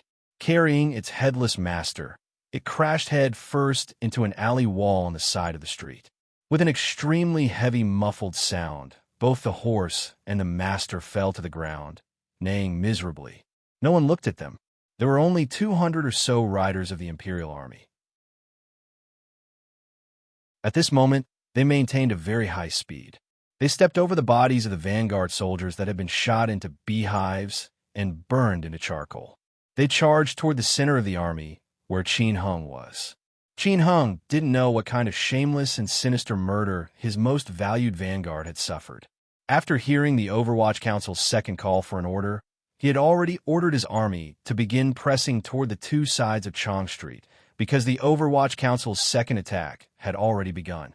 After a long silence and the two cold calls for an order, the rain of crossbow bolts fired toward the rebel soldiers became even more intense. Most of them were aimed at the center of the military flag, particularly where Qin Heng's personal camp was. It's a repeating crossbow. Finally, a rebel soldier cried out timidly. Amidst the howling of crossbow bolts breaking through the wind, this cry was particularly heart-shaking. Do. A series of densely packed strikes rang out. The first arrow was blocked, but what about the second and third? A dozen personal soldiers bravely stood in front of Qin Heng's horse. They only had elbow shields in their hands. It was not enough to block such a dense and fast crossbow bolt. They used their bodies and the large bodies of their war horses to act as meat shields for Qin Heng. On Chong Street, people and horses were thrown off their feet. Tragic cries rang out repeatedly. Countless rebel soldiers had crossbow bolts stuck into their faces. Fresh blood and sweat mixed together. Everywhere there were cries for help. In just an instant, Most of the soldiers around Qin Hung had died. Qin Hung knew that the Overwatch Council's target was him. His face was covered in blood and dirt. His expression appeared particularly sinister amidst the blood and dirt. It was not until this moment that he finally confirmed that Fan Xian had the Overwatch Council line ambush at Xingyang Gate, not just to block and stall for time. He was prepared to put his life on the line, to keep his life here. Although he didn't know why Fan Xian valued his life so much, he was stern and fearless. He only looked at the initially calm Chong Street, which was now filled with the sound of crossbow bolts, and his subordinates bravely and helplessly fighting against the poisonous powder and hidden crossbow bolts. A vein appeared on his temple. A wave of anger filled his chest. These scoundrels only knew how to use such unorthodox methods. Did they dare to delude themselves into trapping him? He pulled out the long sword at his waist and squeezed his horse's belly. The horse leaped like a dragon and leaped out amidst the crossbow bolts. He roared, "For the Qin Kingdom kill." The commander began to risk his life to charge the formation. The morale of the rebel soldiers rose greatly. In unison, they cried out "Kill!" and charged deep into the two sides of the street through the rain of crossbow bolts. They used their bodies and lives to slightly suppress the Overwatch Council's second wave of attacks. After all, the rebel soldiers had the advantage of numbers. As long as they could come into direct contact with the Overwatch Council officials hiding in the darkness, they would obtain the final victory. However, at this moment, the Imperial soldiers at the other end of the street had already charged over. There were only 200 riders, but it was like there were 2,000. Thunder rumbled and a murderous aura surged. Their power could not be stopped. Like a flood, they charged into the Qin family army, which had already been forced to scatter. Both sides wore armor and had knives in their hands. Murderous intent boiled to the heavens. Although the Qin family army's formation was a bit messy on the not very wide Chong Street, this was a head-on collision with no path of retreat. The two cavalries, which were advancing at high speed, had their first head-on collision on the long street below Xingyang Gate. Like two large iron hammers, they fiercely smashed into each other, giving rise to an ear-piercing and incomparably terrifying loud sound. In an instant, countless riders fell from their horses and were trampled. The people on the horses were stabbed to death, squeezed to death, chopped to death, or shaken to death. Knives and spears collided, armor collided, and auras collided. Qin Hung looked at this scene with an ashen face. He wondered how many people Fan Xian and the Great Prince had to have so many people lying in ambush below Xingyang Gate. "I've smashed all the soldiers that can move inside Xingyang Gate." Fan Xian stared at the smoke in Jingdo and said with a heavy expression, "Although I hadn't guessed that they would be so powerful as to enter from 9 city gates, since they have smashed inside Xingyang Gate, I had to make some noise." The Great Prince glanced at him and then at the gradually approaching rebel army flags in the Jingdo streets. He couldn't help his pupils constricting slightly. In the end, it is only one path. The general trend cannot be reversed. In that instant earlier, if you had charged out from inside Xingyang Gate, perhaps you would have had a chance to break out. "The eldest princess must have backup troops outside Jingdo," Fan Xian said. "Break out? What would I use to break out? Didn't Jinggu take 200 black knights and disappear from Jingdo?" The Great Prince glanced at him. Fan Xian didn't reply. He only looked at the square below the royal palace with a heavy expression. This square was very large. During the military parade, tens of thousands of people had lined up. At this moment, he could faintly feel the ground trembling. Presumably, the 8 paths of rebel soldiers were about to surround them. Even though he had long seen through the concept of life and death, he couldn't help but feel his heart begin to tremble. He raised his head and looked in the direction of Xingyang Gate. He knew that the strength that he and the Great Prince had left outside the palace was mostly concentrated in that path. Regardless if he wanted to reach the palace from there, they would probably have to pay a heavy price. If he knew that it was the second-generation leading figure of the Qin family who was at this moment struggling to advance through crossbow bolts and poisonous smoke, he would probably laugh out loud. Fan Xian had always firmly remembered the Qin family's attack in the valley. However, he didn't know how many of those loyal Overwatch Council subordinates, as well as the Imperial Army's suicidal cavalry, would survive a moment later. Just as the Great Prince had said, a mere city gate was not enough to change the general trend. At the foot of the royal palace, a rider appeared at the corner of the street at the edge of the square. At this moment, the Imperial Army had all gathered into the palace. The square outside the palace gates was completely empty. Thus, the rider's appearance was very abrupt.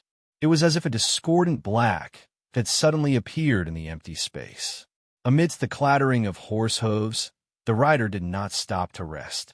From the edge of the square, he charged straight to the center of the square and came to the front of the royal palace. Behind this cavalryman, a second cavalryman appeared, a third cavalryman, a 10th cavalryman, a 100th cavalryman, a 1,000th cavalryman.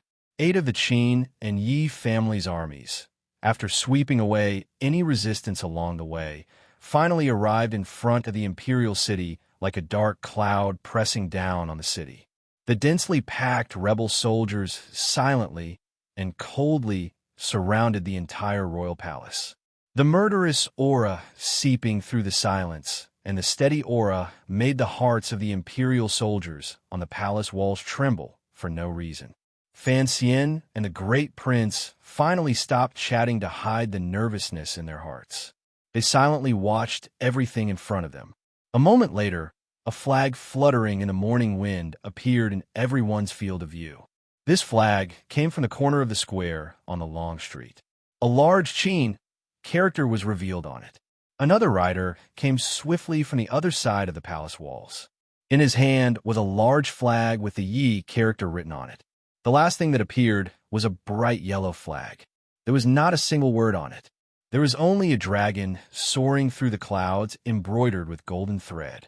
Its golden claws shattered the auspicious clouds as it stepped through the air. Even the dragon flag has been openly displayed.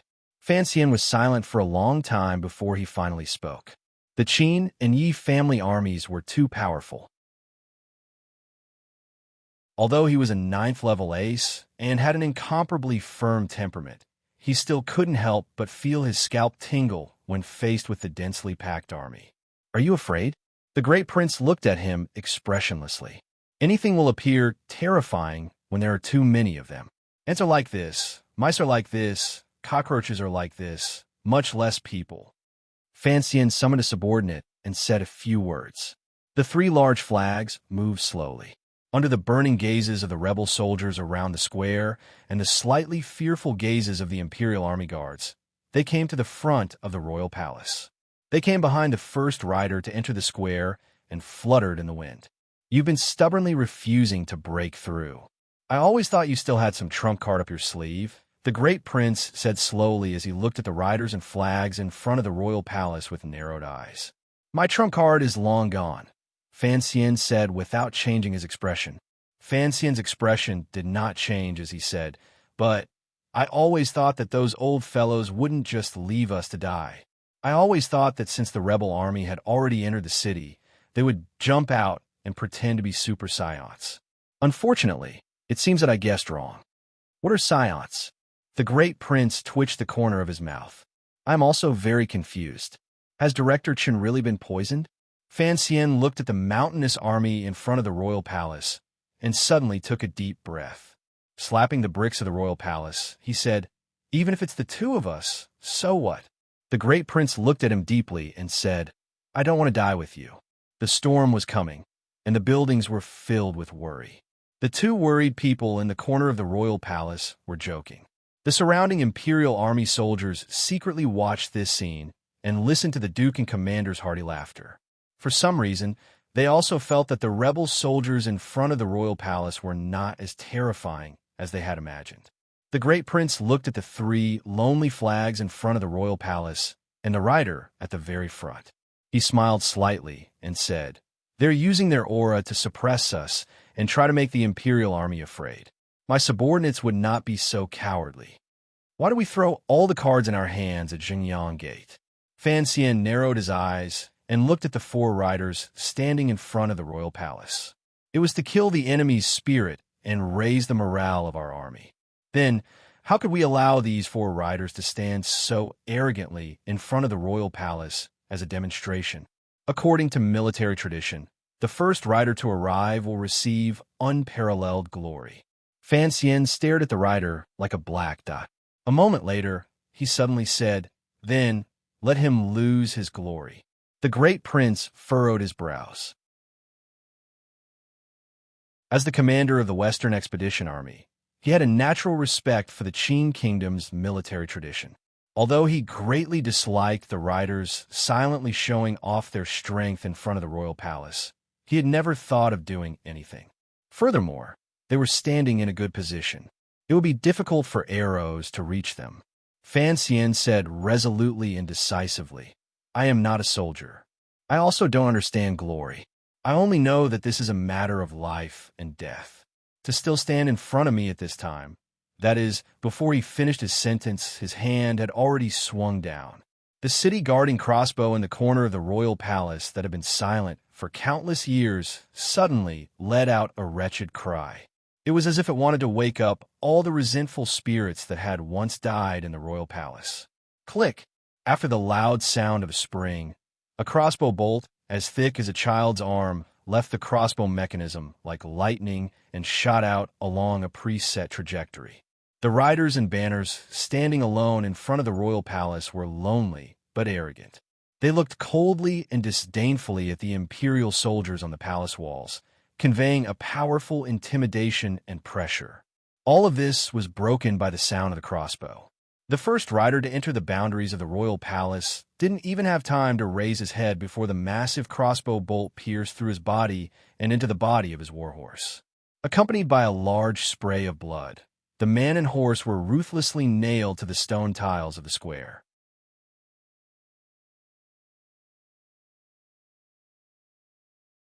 Chapter 564. The arrow of the city guarding crossbow was like a short spear. It pierced through the flesh and blood of man and horse, piercing deeply into the cracks between the stone tiles of the square. The fine iron arrow, as thick as a child's arm, trembled endlessly and made a buzzing sound. It brought the blood of the rider's body under the arrow with it. Many people were unable to react, including the rebel army and the imperial guards on the palace walls. Tens of thousands of people stared dumbly at this scene, not daring to believe their eyes. Such a huge crossbow bolt had pierced through the cavalry's body.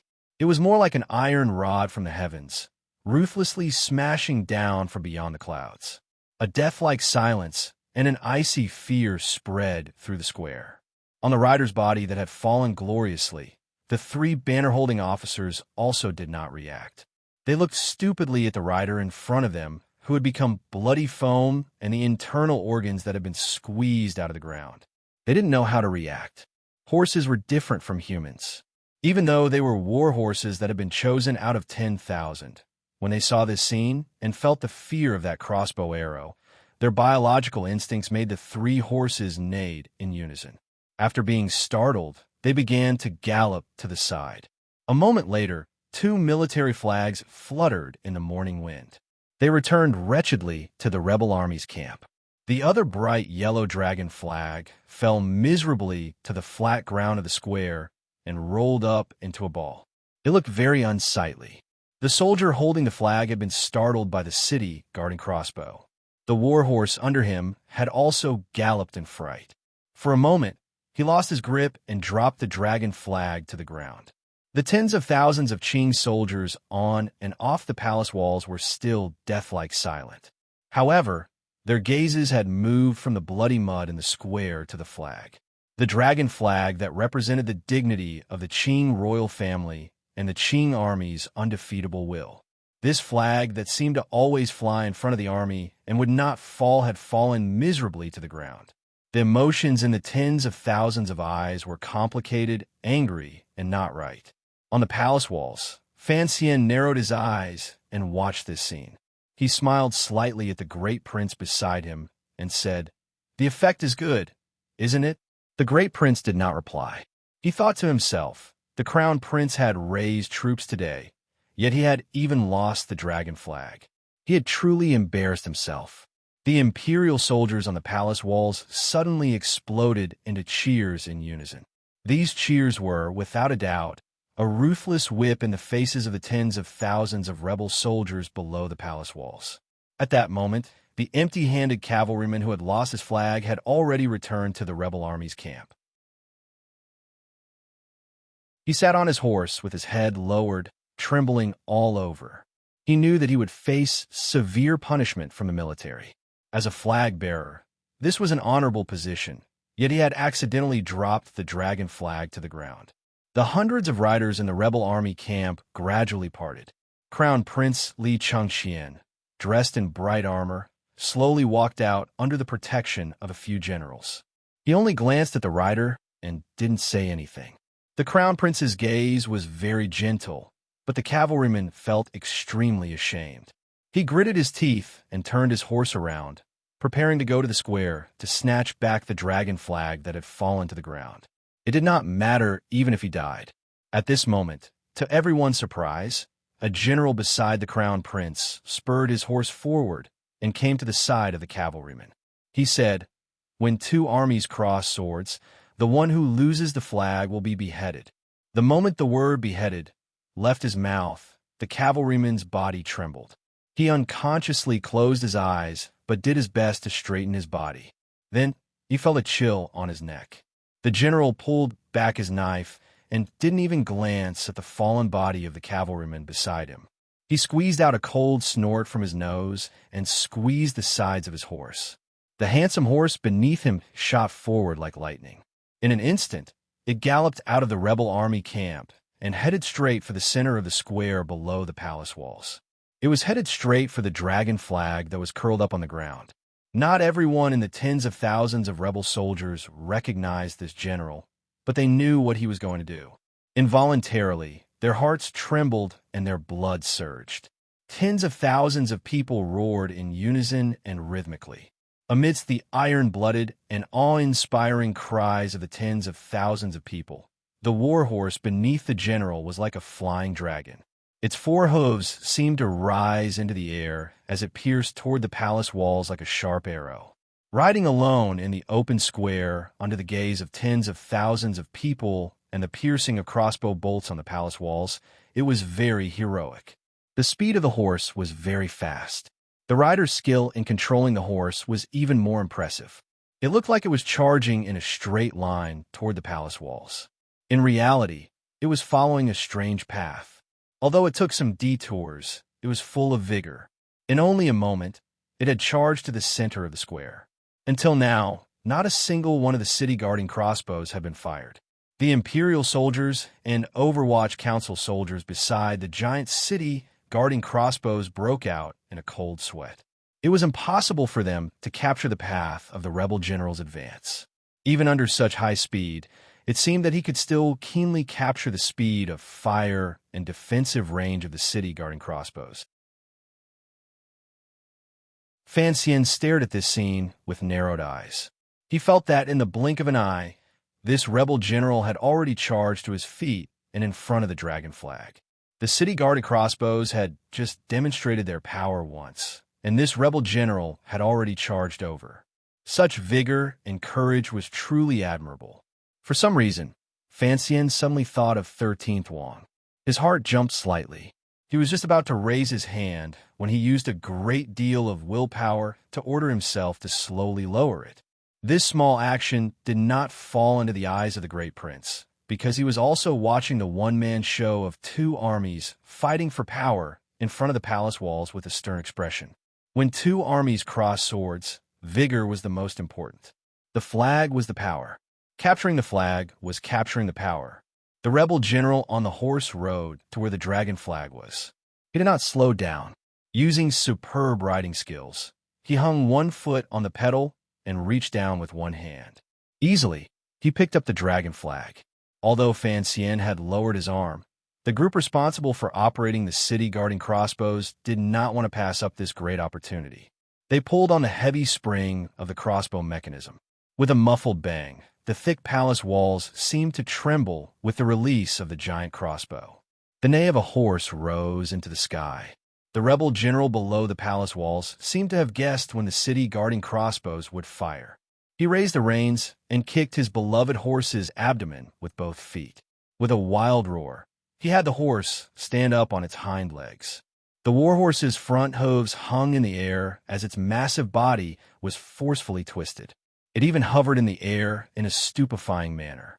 The rebel general held the bright yellow dragon flag in one hand and fiercely raised the reins in the other. He sat diagonally on the rearing warhorse. Illuminated by the morning sun, he appeared heroic and fierce. At this moment, the giant city guarding crossbow finally arrived in front of them and brushed past the warhorse's abdomen. It stabbed down diagonally and viciously. The iron crossbow, as thick as a child's arm, pierced into the stone slabs of the square. Shattered stones flew everywhere, but it did not even graze a hair on the rebel general's body. The rebel general twisted his left elbow and pulled in the reins again. The head of the horse, under him, turned to the left. With a neigh, its two hooves landed on the ground. All the muscles in its body relaxed and tightened. Like a wisp of smoke, it galloped directly back to the rebel army camp and back to the crown prince's side. The rebel general did not dismount. He only heavily stabbed the bright yellow dragon flag into the ground. The flagpole entered the ground, but did not fall. The dragon flag once again fluttered in the morning wind and shone brilliantly. Then he turned his horse's head and was silent as he looked at the two black dots on the palace walls. In just a few breaths, this rebel general had done what most people could not do. From a moment he leaped out of the camp, tens of thousands of rebel soldiers began to cheer. As he took back the dragon flag and galloped back to the camp, tens of thousands of people's mountainous cheers grew louder and louder. When this rebel general stabbed the dragon flag back into the ground, and the flag fluttered in the wind, the cheers of the rebel soldiers finally reached a climax. Impressive, Fan Xian gently wiped away the cold sweat on his palms. At this moment, he expressed an opinion that he should not have expressed as one of the commanders. There are indeed countless fierce generals in the Qing army. No wonder no one can defeat them unhindered under heaven. Fan Xian smiled slightly and said, "It's Gong Dian. He has been the deputy commander of the Imperial Army for so many years. His understanding of the city guarding crossbow is much better than yours or mine. Furthermore, he is an 8th level ace. Given his noble status as a general, he bravely risked his life to take back the flag. Such courage is truly admirable." The great prince furrowed his brows slightly and said, "So it's him. No wonder, no wonder. General Gong has been herding horses on the borders of Dingzhou since he was young. His riding skills came from the Hu people, and he is known as the best in the army." This was not the first time Fan Xian had heard of Gong Dian's background. He looked calmly at the rebel army's camp and found that most of the people around the crown prince were generals of the Qin family. It seemed that only Gong Dian had appeared in the Dingzhou Yi family. Gong Dian was the previous deputy commander of the Imperial Army and Minister of Guards. He had once been a trusted subordinate of the Qing Emperor. However, because of the Qing Emperor's suspicions toward the Yi family, he chose to use the Hanging Temple matter and chose a groundless reason to throw Gong Dian into prison. Fan Xian had been involved in the Hanging Temple matter from beginning to end and had been heavily injured once. There were many secrets inside that he still did not understand. However, he knew that because of the Emperor's paranoia, he had no idea how much terrifying opposition he had brought to Jingdou. Fan Xian's heart jumped again. The eldest princess, Chun Pingping, and Lin Ruofu had both said on different occasions that the emperor did not have any major weaknesses. It was only because of his paranoia that he could be defeated. The great prince suddenly raised his head and said, "It's a draw." Fan Xian nodded. He knew what the great prince meant by a draw. The rebel army had surrounded the palace. Given the palace's defensive power, it would not be able to hold out for more than a few days. Thus, they had to use the most direct method at the very beginning to strike at the rebel army's morale. Although they did not have the extravagant hope that they would be able to take the flag and steal their morale, they could at least make it so that they would not be able to charge in one go and create a relatively slow process. That was why there was the wretched killing in front of Jingyang Gate, and the first use of the city guarding crossbows in half a century. Even if it was only aimed at one person, it had to make the rebel army's hearts tremble. However, Gong Dian's confident capture of the flag caused this momentum to turn back. Fortunately, although the rebel army was once again full of vigor, looking at the other party's formation, they should not attack immediately. The rebel army had a clear advantage. Why didn't they attack immediately? Fan Xian could calculate a few points. The royal palace had a natural advantage in defense. The city walls were tall and thick, and the crossbows were united. The power in the palace was already at a dead end.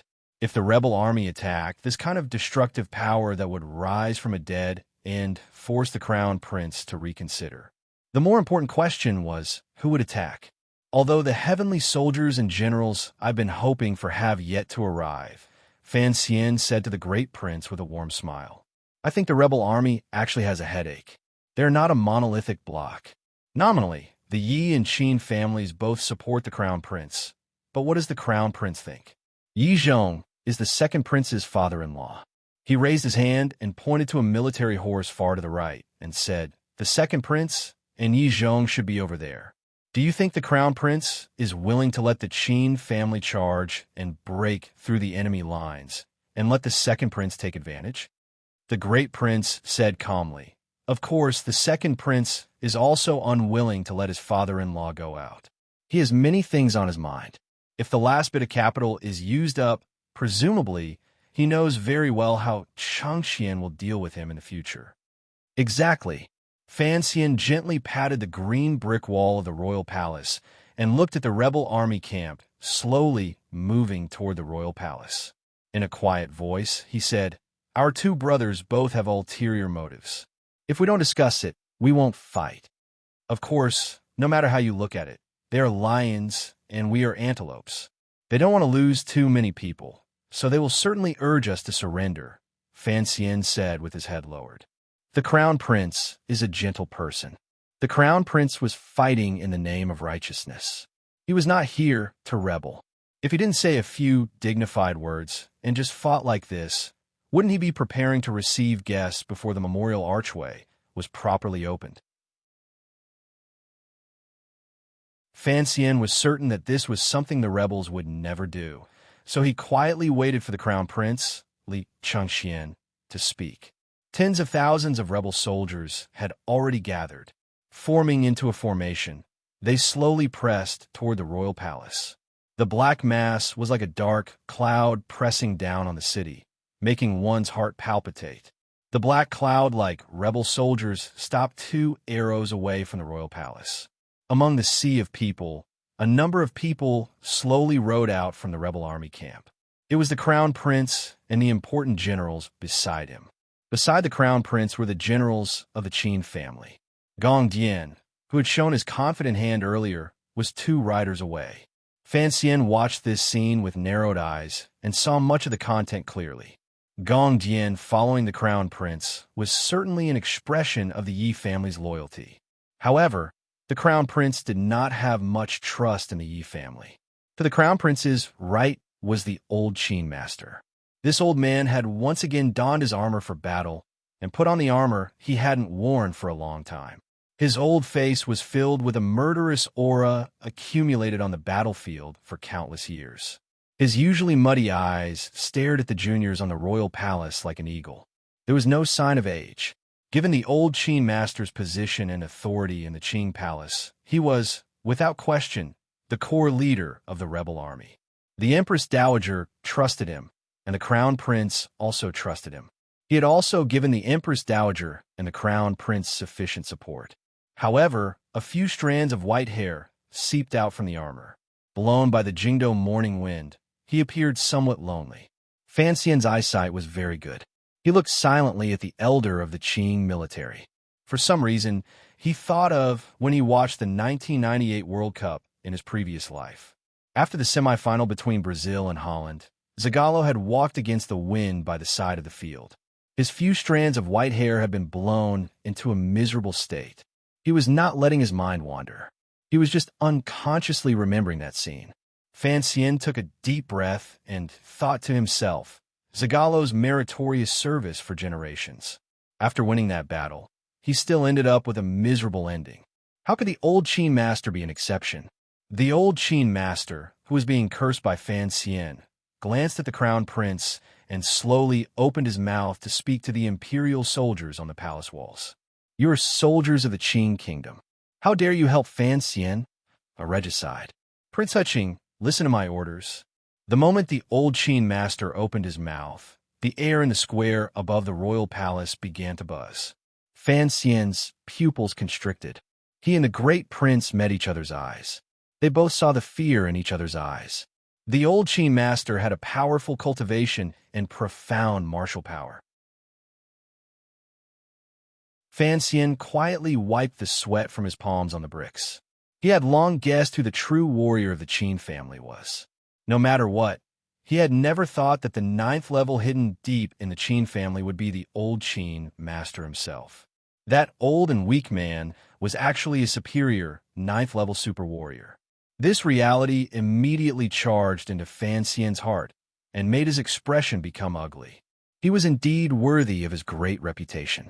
The Qin family had dominated the world for decades. The old Qin master had always sat in the position of the foremost person in the Qin military.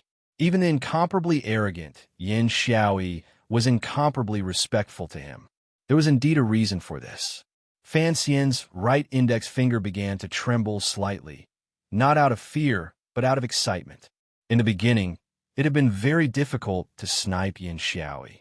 Now that he had sniped this old man, presumably his sense of accomplishment would be even stronger. When he glanced at Gong Dian, who was silently following in the rebel army's camp, his right index finger once again recovered its calm. He shouted toward the foot of the palace walls. Qin Yi. The old Qin master had not finished his first sentence when Fan Xian had already shouted out these 2 words. These 2 words were mixed with his tyrannical zhenqi. Although it was not as thick and grand as the old Qin master's voice, it was particularly violent. It immediately suppressed the old Qin master's voice. The tens of thousands of people on and below the palace walls all turned their gazes toward Fan Xian on the palace walls. The old Qin master furrowed his brows slightly. It seemed that he had not expected the tyrannical zhenqi in Fan Xian's body to be this powerful. He had also not expected to hear the name he had not heard in a long time below the palace walls. Qin Yi? In this world, other than the Empress Dowager, who else dared to call him this? Fan Xian dared. The faces of the Qin family generals beside the crown prince all revealed angry expressions. Qin Yi! Fan Xian once again shouted explosively. It rose up in spirals and spread throughout the royal palace, shocking everyone's hearts. It also gathered the old Qin master's attention. Separated by a great distance and under the gazes of tens of thousands of people, Fan Xian looked at where the old Qin master was and faintly said, You only have one son. Where is he? Qin Heng had entered through Zhengyang Gate and was the closest. The rebel army had already surrounded him, but he still had not arrived. The rebel army generals had long been secretly worried about this matter. Hearing Fan Xian's words, they couldn't help but feel their hearts jump. The old Qin master's eyes narrowed, but he did not have an overly shocked expression. After pausing for a moment, Fan Xian opened his mouth and said in a cold voice, You should have guessed something yourself. Correct. Your eldest son was killed by my subordinate Jinggu with a spear in the camp. Today, Qin Heng was killed by the Overwatch Council at Zhengyang Gate. If you dare to betray the emperor, I can't have your Qin family end without descendants. What malicious words! What a thorn that pierced straight into one's heart. In an instant, the battlefield once again sank into a suffocating silence. The great prince glanced at him and said in a low voice, It doesn't seem to be a good choice for you to make the old man mad right now. Fan Xian's gaze was level as he stared at where Crown Prince Li Chengxian was. Faintly, he said, I just want to see if there will be any more problems between the old man and the Crown Prince when he is mad. The development of the situation did not continue according to Fan Xian's plan. After the old Qin master heard Fan Xian's malicious words, He only slowly lowered his head and then slowly raised it again. His old face, wrapped in armor, was completely indifferent. There was not a trace of change in emotion. Fan Xian, let me thank you first for helping me resolve a question I've had for many years, the old Qin master said slowly. Old Master Qin said slowly, his voice spreading in all directions. My eldest son was killed in the camp. That murderer should have died in prison. Later, when I checked the files, it was the same. But I never found the murderer's body. Now I know that it was taken away by that old black dog. The military elder slowly said, I will leave your body intact. As for Qin Pingping, I will have him suffer 1,000 cuts. As for Qin Heng, I have always had confidence in this child. Even if you could stop him for a moment at Jingyang Gate, how could you do anything to him? The old Qin master said coldly. Even if he dies, so what? It is hard for a general to not die in battle. If he dies to your schemes, then he dies honorably. Die without descendants? I haven't even been afraid of that demoness of yours. Do you think you can anger this old man with just a few words? Old Master Qin looked at the younger generation on top of the city wall with a mocking gaze and said word by word, the old man has already gone mad. Let's see how long he can pretend for. When one is old and about to die, this kind of nonsense is especially abundant.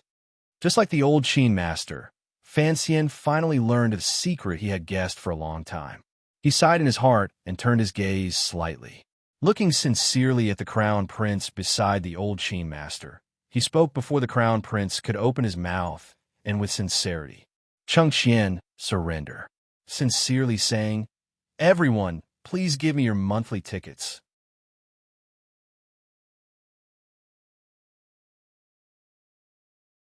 Chapter 565. Chengqian, just surrender.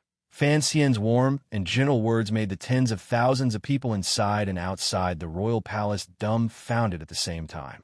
They felt it was incomparably absurd. The rebel army had surrounded the city. The people in the palace couldn't escape even if they wanted to.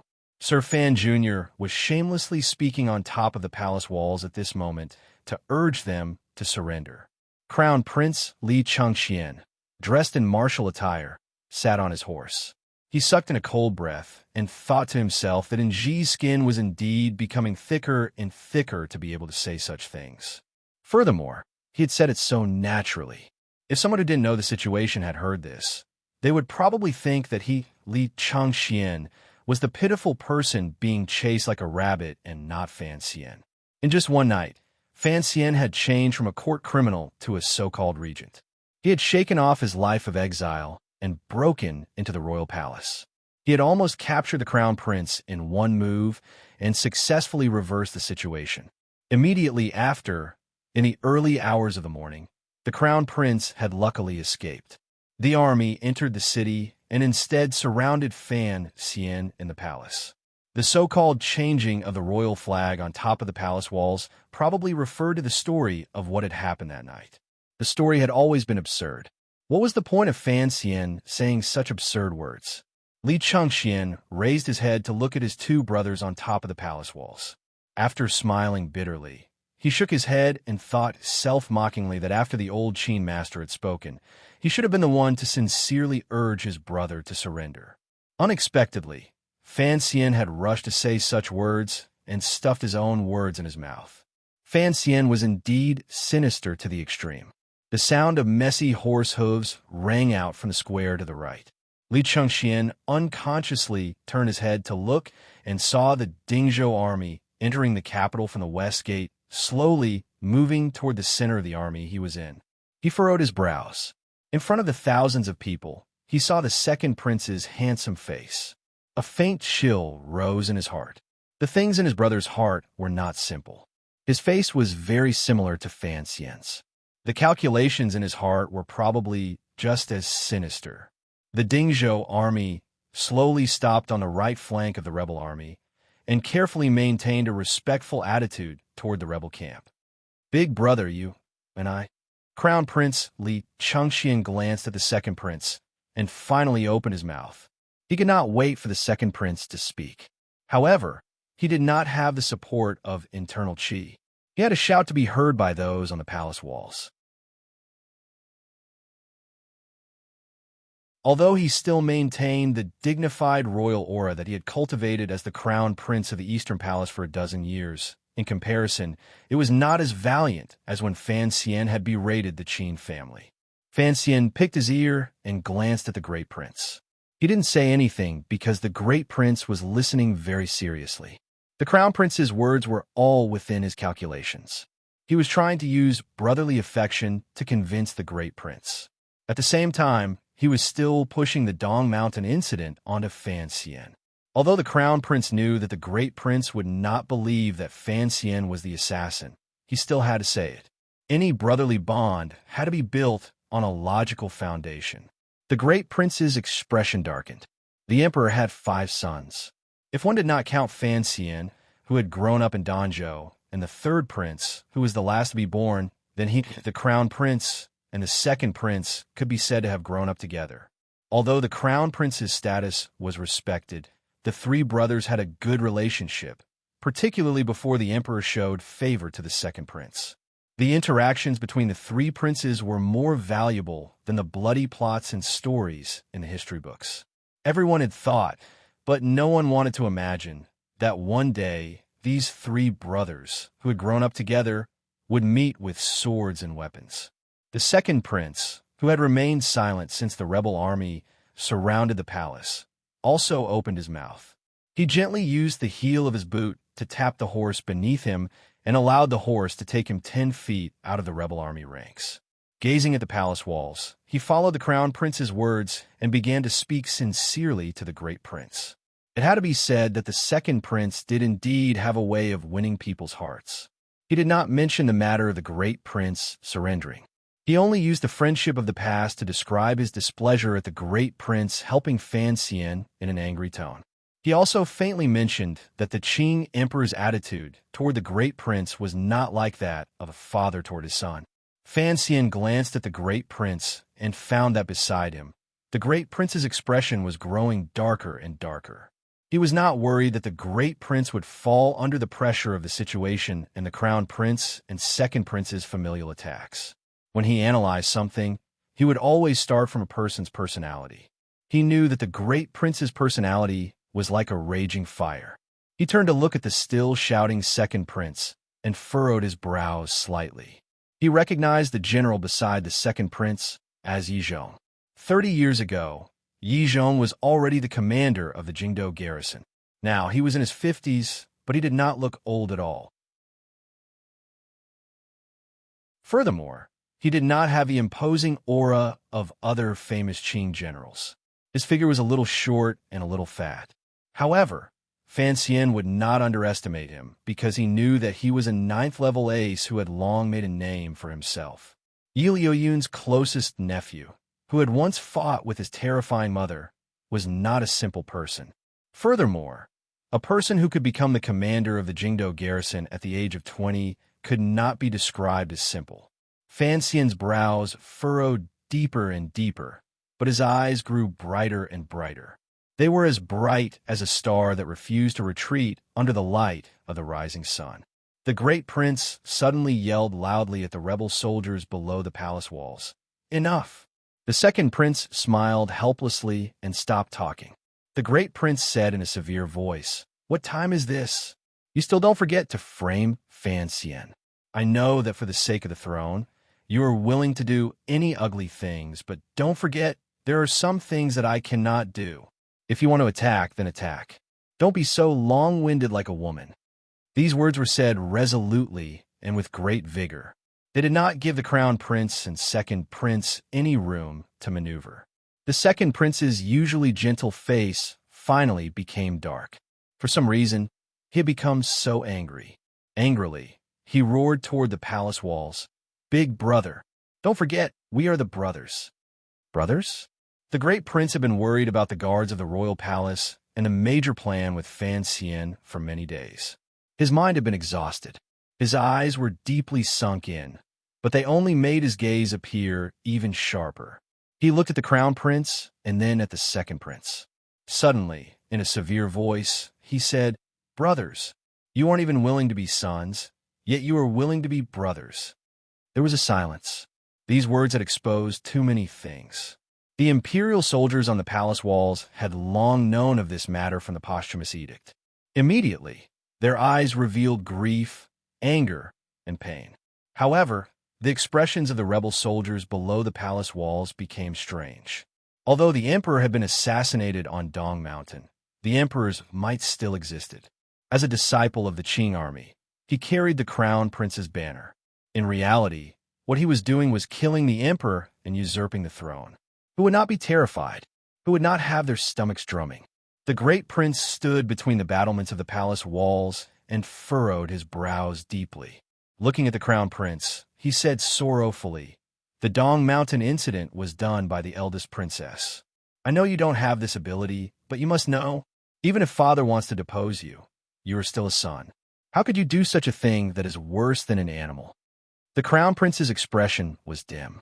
He maintained his silence and allowed the great prince to angrily rebuke him. The old Qin master furrowed his brows and waved his hand. The rebel soldiers behind him began to prepare to attack the palace. Gradually, the sound of bowstrings being pulled rang out from behind them. The teeth-numbing sound of bowstrings being pulled rang out. As the three princes fiercely discussed the dark secrets of the royal family and were angry with each other, no one noticed that Fan Xian had already left the top of the palace walls by himself. Following the long stone steps down into the royal palace, he walked across the spacious square and headed toward Taiji Palace. Along the way, Fan Xian watched intently. He found that although the great prince was skilled in field battles on the grasslands, he was also very skilled in the defense of the palace. Preparations had been made everywhere. Beside the entrance of the stone steps, he had even taken down 2 corner towers of the royal palace and prepared stone and heavy wood. It looked like he was preparing to attack the palace later. At the side of the 3 palace gates below the imperial city, there were already some grotesquely shaped stones that even had moss on them.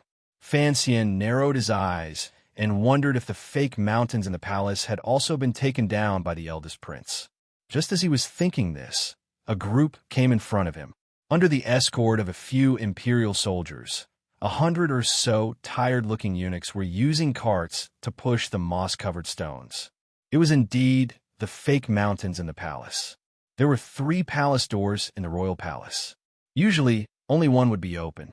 When the rebel soldiers attacked, they would not only choose one.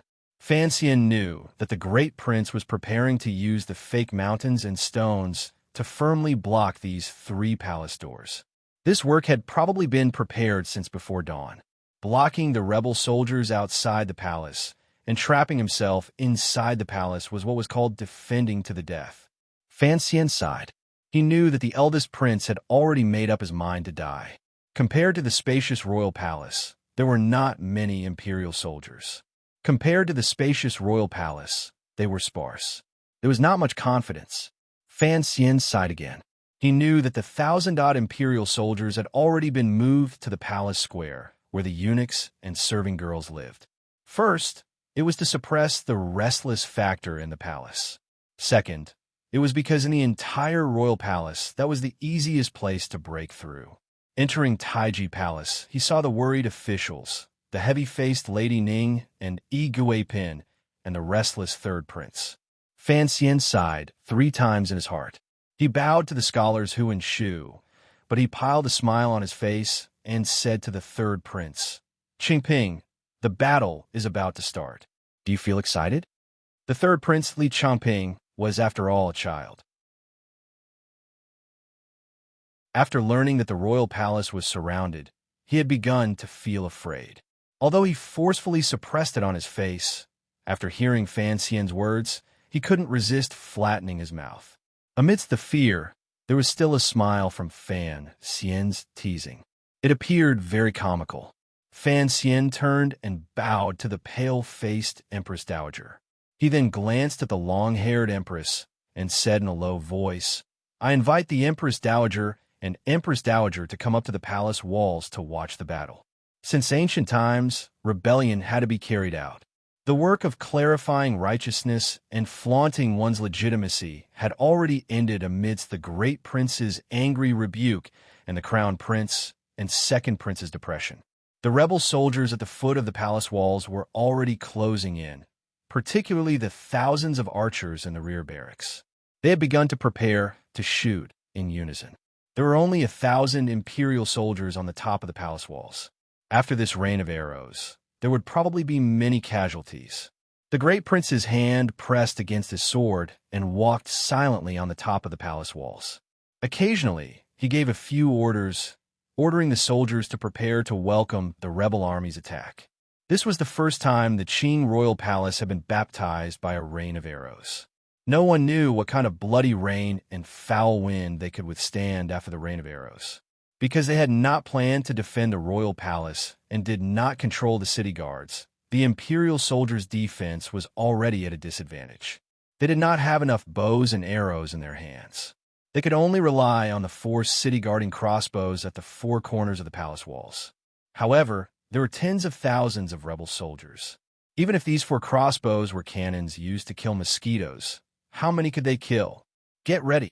The great prince's hand gripped his sword tightly as he stared at the black mass of rebel soldiers below the palace walls. Hearing the endless sounds of bowstrings being pulled taut, his heart involuntarily tightened. Thousands of archers drew their bows at the same time.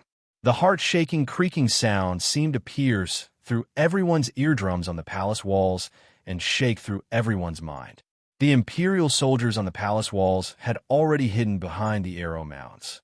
Soldiers holding shields were also waiting behind the great prince.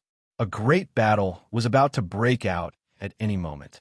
Everyone was waiting for the moment the sky, full of arrows, whistled through the air.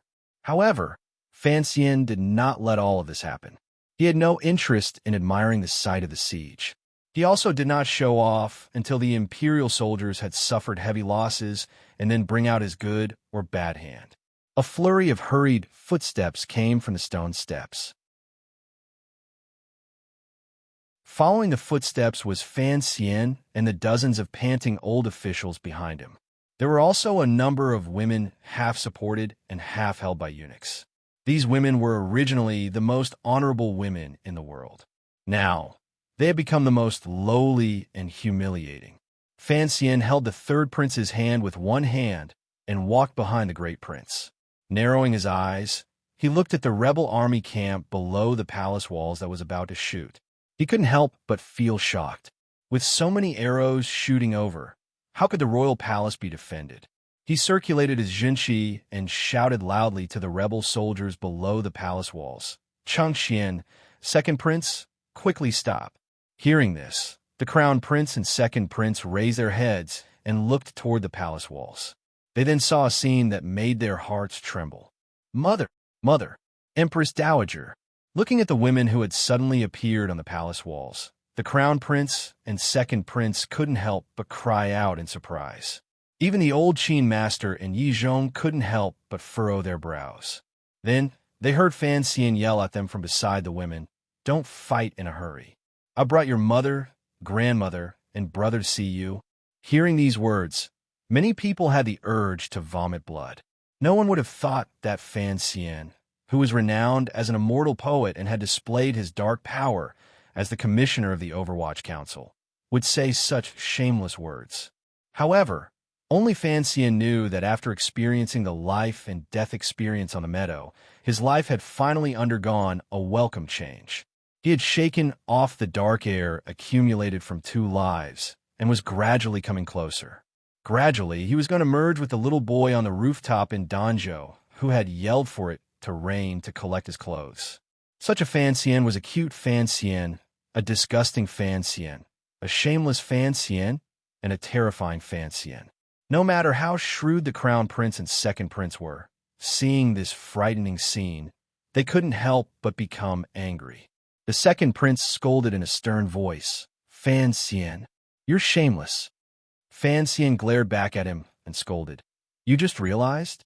The crown prince was also incomparably angry, but he immediately said to the old Qin master beside him in a panic, "Don't shoot." The old Qin master furrowed his brows and thought that it was natural for these nobles in the palace to be used by Fan Xian to threaten him. Had the crown prince not thought of this? The old general sighed in his heart. The crown prince was kind, But the cowardice that had gradually disappeared these 2 years had finally surfaced.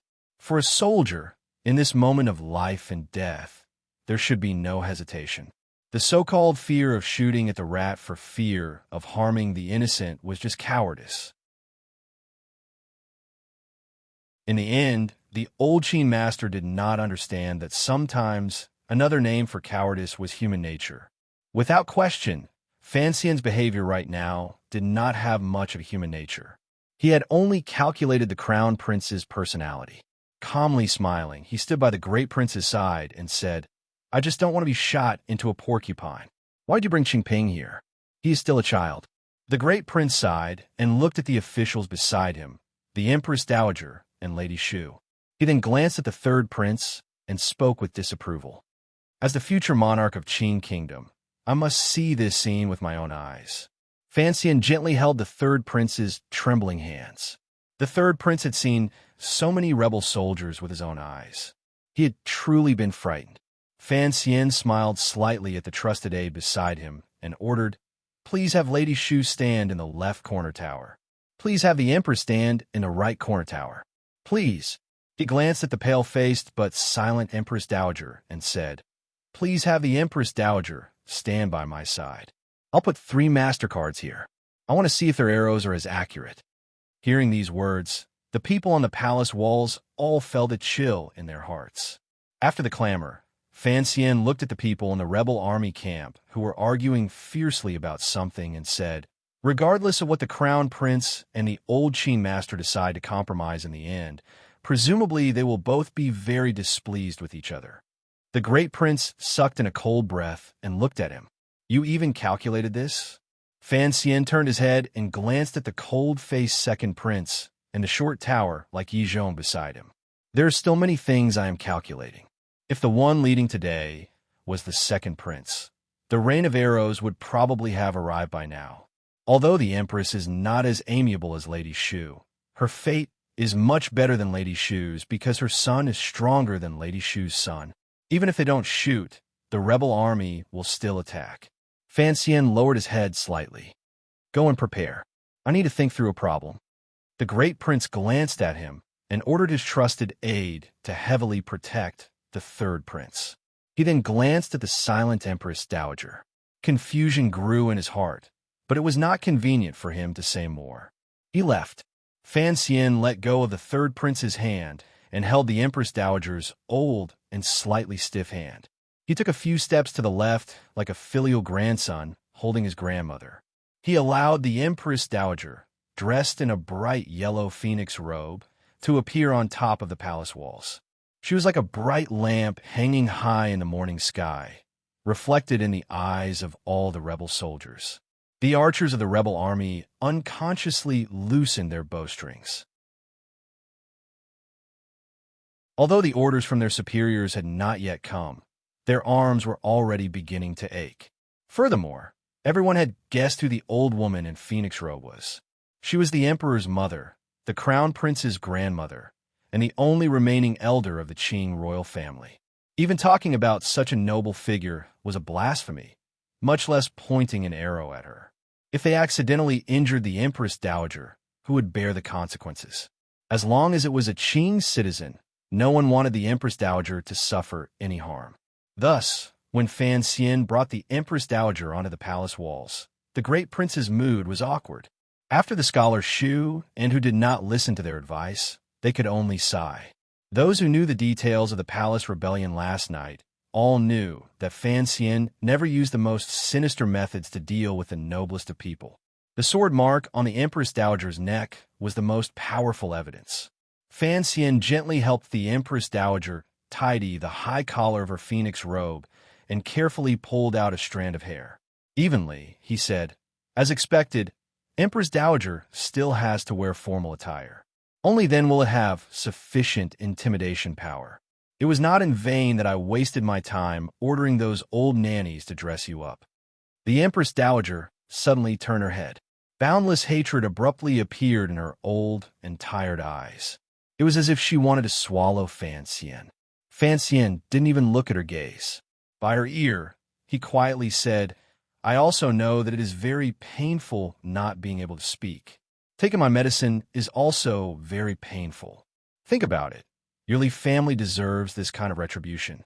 I am punishing you on behalf of my mother. We have our own club on the front page of the website, the Qingyu Year Cat Fan. If everyone is interested, you can go in and take a look. There are many interesting comments and tidbits. I personally liked the chapter today. If you also liked it, please give me a monthly reward. There are too many strong books this month. The pressure of getting a reward is too great. P.S. I have some personal matters to take care of in the next 2 days, so I will write less. I sincerely wish everyone a happy weekend.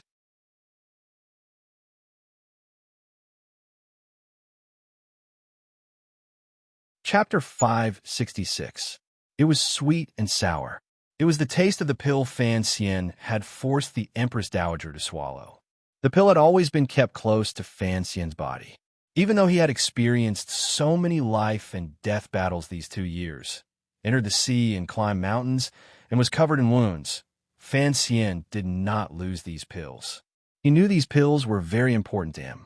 It had been a dozen years ago in Danzhou when Fan Xian's teacher, Fei Jie, had solemnly stuffed the medicinal pouch into his small hands. He was afraid that the tyrannical Jinqi Fan Xian practiced would explode and cause him to die a tragic death. However, in these dozen years, Fan Xian had never taken this medicine. After killing Xie by the second prince's side in the Jingdou government and fighting the shadow head-on, his Jinqi finally exploded in his body and he became a cripple. Even under these circumstances, he did not take the medicine. He knew how tyrannical this medicine was. It was a medicine that scattered martial arts. Fan Xian was unwilling to disperse all the cultivation in his body, so he endured the pain of his meridians being torn and the stiffness of being unable to move. He persisted in not taking the medicine Sir Fei Jie had left behind. Fortunately, Haidang had later secretly brought the heart of Tianyi Dao to Jiangnan. Only then could his strange injuries slowly heal. Now, he had finally delivered this pill into the Empress Dowager's mouth. The medicinal properties of this pill were strong. It followed the path of scattering martial arts and gathering qi. It entered one's internal organs with unusual directness and gradually annihilated the body's vitality. It had to be said that if Fan Xian did not have the heart of Tianyi Dao, once his Jinqi exploded, he could only use this pill to disperse the overly violent tyrannical Jinqi and exuberant vitality in his body. However, the Empress Dowager was already old and weak. She did not have many years left to live. Taking this pill at this time was equivalent to the remnants of life in her body being gradually pulled out of her body by the medicine, speeding up the path of death. Her life gradually dimmed. Her old body could not withstand it and was already at its weakest point. Fan Xian had a great fear, so he did not brazenly use poison on the Empress Dowager. However, the medicine Fei Jie had left behind was not poison. No matter which famous doctor in the world came to diagnose, they would not be able to find anything strange. The Empress Dowager no longer had the strength to speak. Soon, she felt the burden on her body grow heavier and heavier. Even if she wanted to raise her arm, she couldn't do it. Unless another great grandmaster appeared in the world and forcefully used extremely pure Jinqi to help her reflect for an instant, the Empress Dowager could only miserably become a cripple who couldn't speak or move. Then, she would slowly wait for death to come.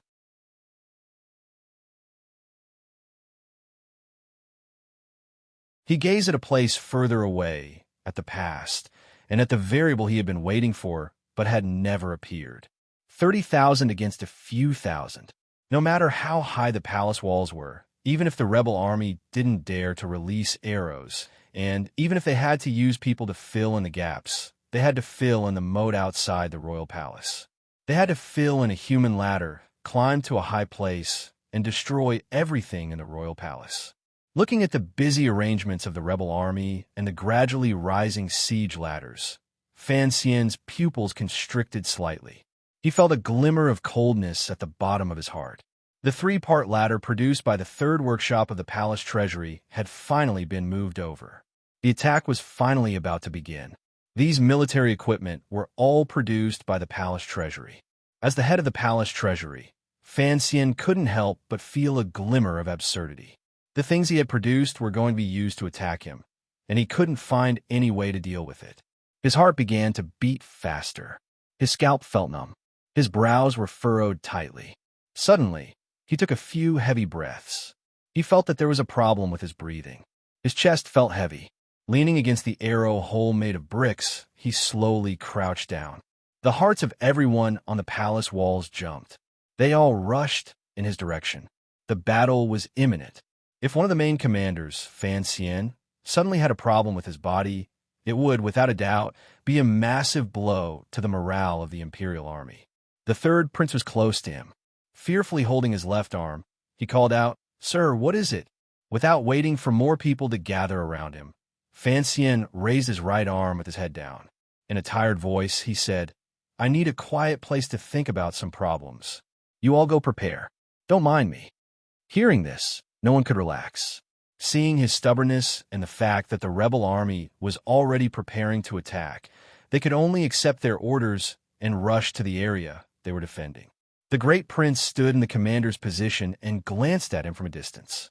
Seeing Fan Xian, who had been full of killing intent earlier, now crouching helplessly at the foot of the palace walls, he couldn't help but feel his heart dim. "Who the scholar? I'll have to trouble you to buy some time." Fan Xian lowered his head and spoke in a quiet voice. Who the scholar glanced at him with concern and sighed. He walked to the side of the palace walls and spoke in a loud voice. The third prince anxiously stood guard by his side. He didn't know how Fan Xian was right now. Fan Xian simply sat down on the foot of the palace walls and buried his head deeply between his legs. Breathing with difficulty, he looked very pitiful. He was like a homeless cat on a rainy night. Faintly, who the scholar's righteous and awe-inspiring words reached his ears. It seemed that he was carrying out his final conversation with the crown prince. Although these words floated into Fan Xian's ears, he was not able to hear a single word clearly. However, he had confidence in who the scholar. Since he was buying time, he had to buy it for a while. The problem Fan Xian faced was the chaos in his mind. After returning to the capital from Dong Mountain, he had done things step by step. In his confrontation with the eldest princess, there had been victories and defeats. Even when he was trapped in the royal palace, he was still full of confidence. The details of many events gave him a faint hint. The eldest princess and crown prince's rebellion had long been calculated by Chun Pingping. Since it was so, when things progressed to the final moment, there would always be a chance to turn the tables. Just as he had thought in the early hours of the morning, there would always be someone coming to save him on colorful, auspicious clouds. However, the morning clouds had already dispersed, and the red light was no longer there. Where was the person who would come to save him? A heavy sniper rifle? No. If he hadn't thought through this matter clearly, Fan Xian would not use this trump card. There was a problem. Fan Xian closed his eyes tightly. As he coughed, he quickly turned his head. In the end, he still could not grasp the important point that had flashed through his mind like a goose. He had used up too much of his mind and energy. Fan Xian's coughing grew more and more severe. He slowly opened his eyes. His eyes were completely blood red. After being injured by Yin Xiaoyi, forcing his way into the capital, forcefully breaking into the palace, and laughing and talking without fear in the royal palace, he had already used up all of his energy. He was only relying on the Third Bureau's secret ephedra pills to forcefully stimulate his mind. Fan Xian took a few heavy breaths. Using trembling hands, he took out 2 pungent ephedra pills from his clothes and brought them to his lips. He carelessly chewed a few times and swallowed them. He knew that this medicine was very damaging to the body. In such a dangerous situation, even if he had to drink doves to quench his thirst, he could only gladly endure it. Although Li Changping didn't know what his teacher was eating, who had been concerned about him the entire time, had already guessed that Fan Xian's body had reached the end of its life. His blood-red eyes represented an inauspicious omen. Involuntarily, he nervously and unhappily gripped Fan Xian's hands on his knees. The medicine took effect quickly. Fan Xian's chest felt much more comfortable. It was as if each breath he took in was many times more air than usual.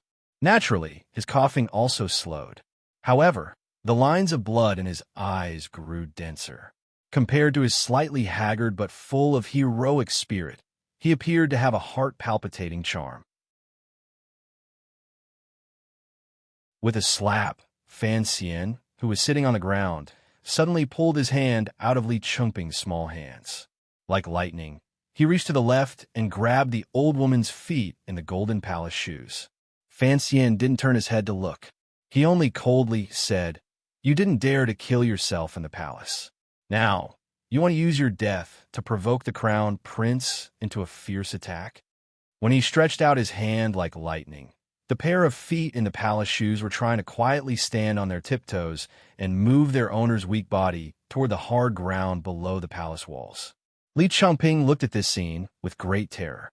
He watched as the Empress Dowager's feet were forcefully pressed down by Fan Xian the moment before she jumped off the wall to kill herself.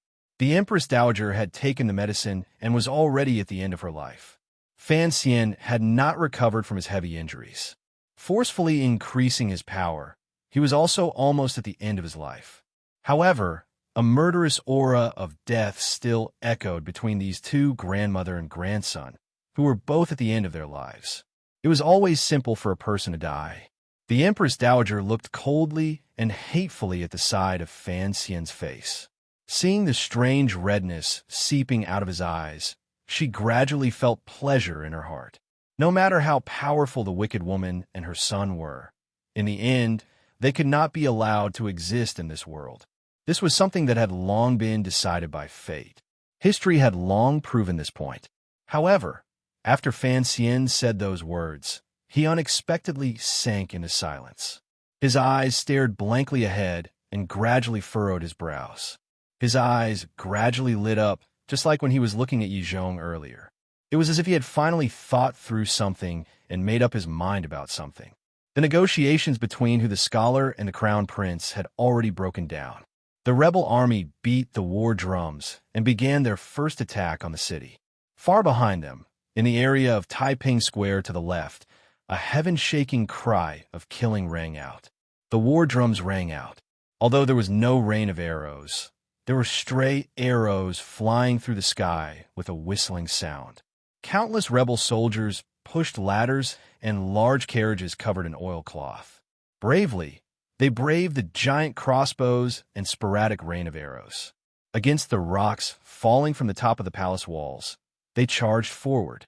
In an instant, the foot of the palace walls was filled with wretched cries.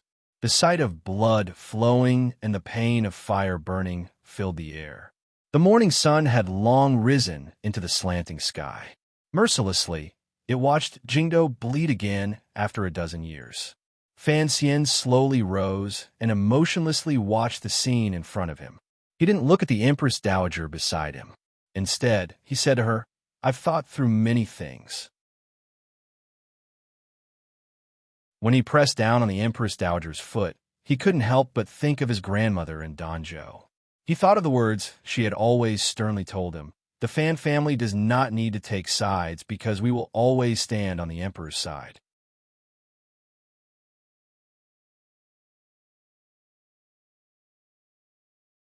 Chapter 567. The stray arrows whistled through the sky, but it was more of a deterrent.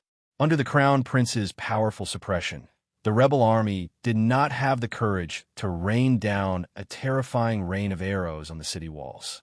Thus, the pressure the Imperial army guarding the royal palace faced immediately lessened.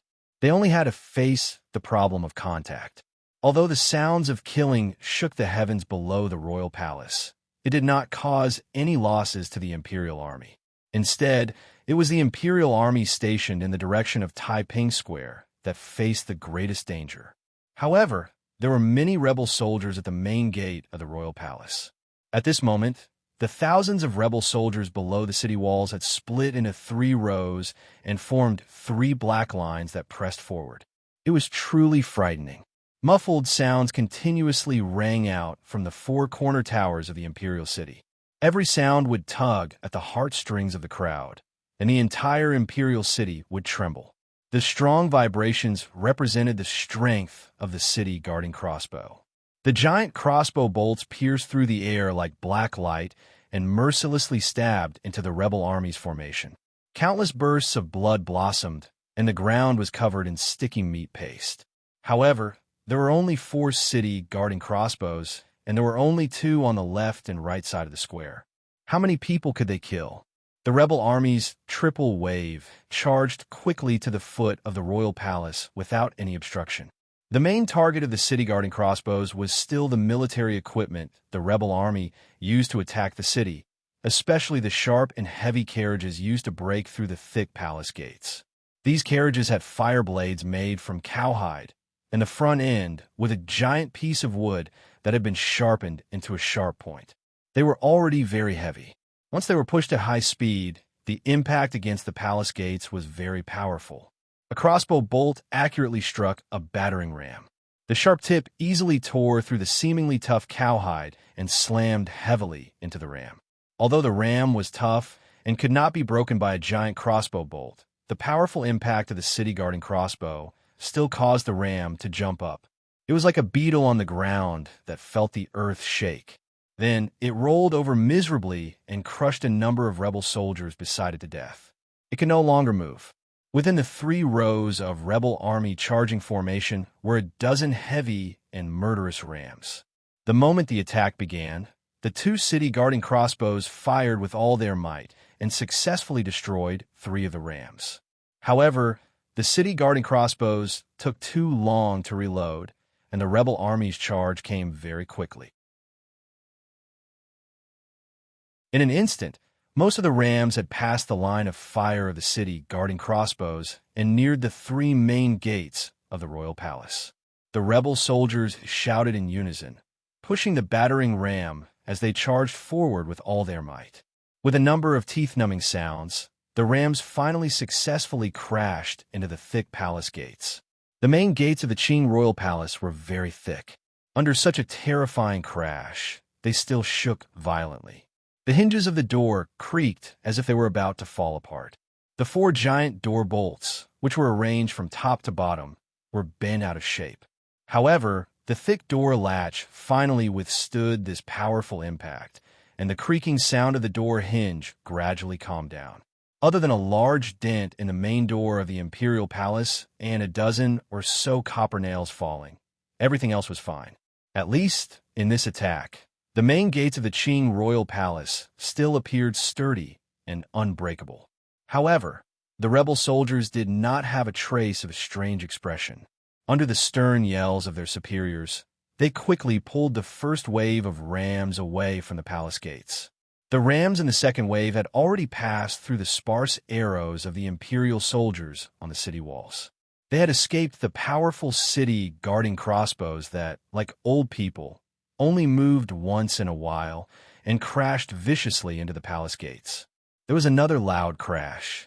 This time, the palace gates had finally received an irreparable damage. The entire gate began to tremble.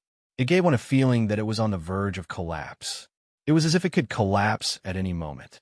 The elites of the imperial army who were on standby behind the palace gates led their horses and watched this scene calmly.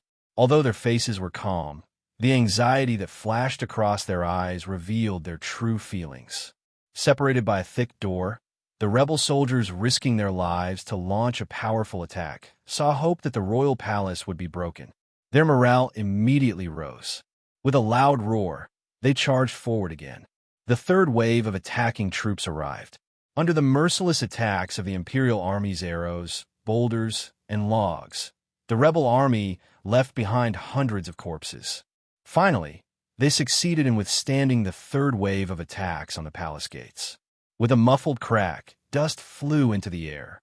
It was like a paper bag filled with smoke had been smashed open by a naughty child's naughty palms. The dust settled slightly, and the field of view became slightly more peaceful. The countless rebel soldiers in the square saw that the thick and heavy palace gates in the middle of the royal palace had been smashed open. They couldn't help but cheer in unison. However, the group of elites closest to the imperial city didn't even have time to release any cheers. Even the excitement and joy on their faces were immediately replaced by shock and anger. They could clearly see that even though a large hole had been smashed open in the palace gate, revealing the thick wooden stubble inside, the entire palace gate showed no signs of collapsing. The ground was covered in golden copper nails. Behind the hole was a thick layer of stone and dirt. There was not a single gap to be seen. The people in the royal palace had blocked the palace gates. Did they not think of leaving a way out for themselves? At this moment, what was the difference between the royal palace and a large tomb? A rebel army officer roared wildly and led the attacking soldiers beside him into the hole. Although there wasn't much space, even if they had to dig open this palace gate. Military orders were like mountains. The Qing soldiers were never cowards who feared death on the battlefield. A long black spear pierced out like lightning from the only gap above the stone and dirt. It pierced the officer's throat, and fresh blood sprayed out. Below the royal palace, 10 paces behind the piles of fake mountains and broken stones in the long palace gates, 300 imperial soldiers calmly and nervously watched for any movement in the palace gates. Their commander had already let a small group in. At this moment, they had the advantage of the terrain. There was no reason for the rebel soldiers to attack so easily. Above the royal palace, the great prince watched coldly as the rebel soldiers' attacks grew stronger and stronger. He raised his right arm and brought it down viciously. The soldiers at his side accepted the order and quickly waved the yellow flag in their hands. Along the line in front of the royal palace, the hundreds of imperial soldiers on the palace walls moved at the same time. They lifted the sack at their feet and carefully tore it open. They then scattered it toward the heads of the rebel soldiers, who were no longer within the range of the crossbows. The slightly yellow powder was like dirty snow as it scattered down. In an instant, it enveloped the thousands of rebel soldiers closest to the royal palace. The rebel general paled in shock. He thought it was poison from the Overwatch Council and ordered his subordinates to be careful. It was not poison powder. The Third Bureau was not Fan Xian's tofu shop. They did not have the ability to produce so much poison. This yellow powder was all crude gunpowder that Fan Xian had ordered taken from the bottom floor of the square building before the imperial soldiers entered the palace in the early hours of the morning. The royal palace had never made preparations to welcome a powerful military attack, so there was no hot oil or anything that could be burned. If it were not for the commissioner of the Overwatch Council, Fan Xian, standing on their side, the battle to defend the city would probably have progressed unusually miserably.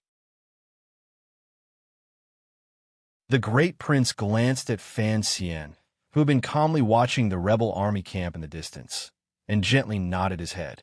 Fire! The face of the trusted officer who had been following the great prince was full of ruthlessness. He gave the order in a loud voice to all of the imperial soldiers on the royal palace walls. The previously sparse rain of arrows on the royal palace walls suddenly exploded with the most concentrated rain of arrows since the start of the battle. Furthermore, these arrows all carried a red light. It was like the inauspicious color that Qin Heng's valiant general saw before he died under Zhengyang Gate. The fire arrows arrived below the walls in an instant. They did not need to be precise. They only needed to shoot into the powder. The sky was beautiful. The autumn sun had risen, and the weather was gradually warming up. The morning wind had already left. The powder that had been scattered down was not blown away by the wind, nor was it blown back up the walls as Fan Xian had been worried about. Instead, it formed a large patch of fog that enveloped the thousands of rebel soldiers below the walls. Looking at the beautiful morning scenery of the willow trees by the riverbank, one could only see the vague figures inside that were beginning to panic. The fire arrows entered the fog. In an instant, they began to burn at a terrifying speed. Countless flames burned vigorously and quickly connected to form a large sea of fire. It was like a fire dragon lying below the royal palace.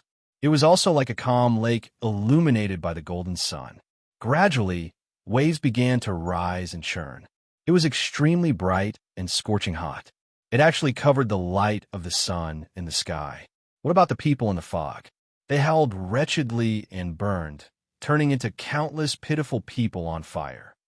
desperately tried to run out of the fog. However, how could such a large area of burning be endured by normal creatures? Countless people on fire ran wildly on the square. Their wretched cries rose into the sky. The scene appeared unusually terrifying. Not a single burning rebel soldier was able to run back to their camp. Most of them had become charred corpses below the palace walls. Some of the burning people on fire only had time to run to the square before falling to the ground with a splat. With the remaining flames and rising smoke on their bodies, they twitched endlessly. Such a scene was extremely tragic. The rebel army camp in front of the buildings in the distance was in a state of panic. Even the Qing army, famed for its strict military discipline, felt fear at this moment.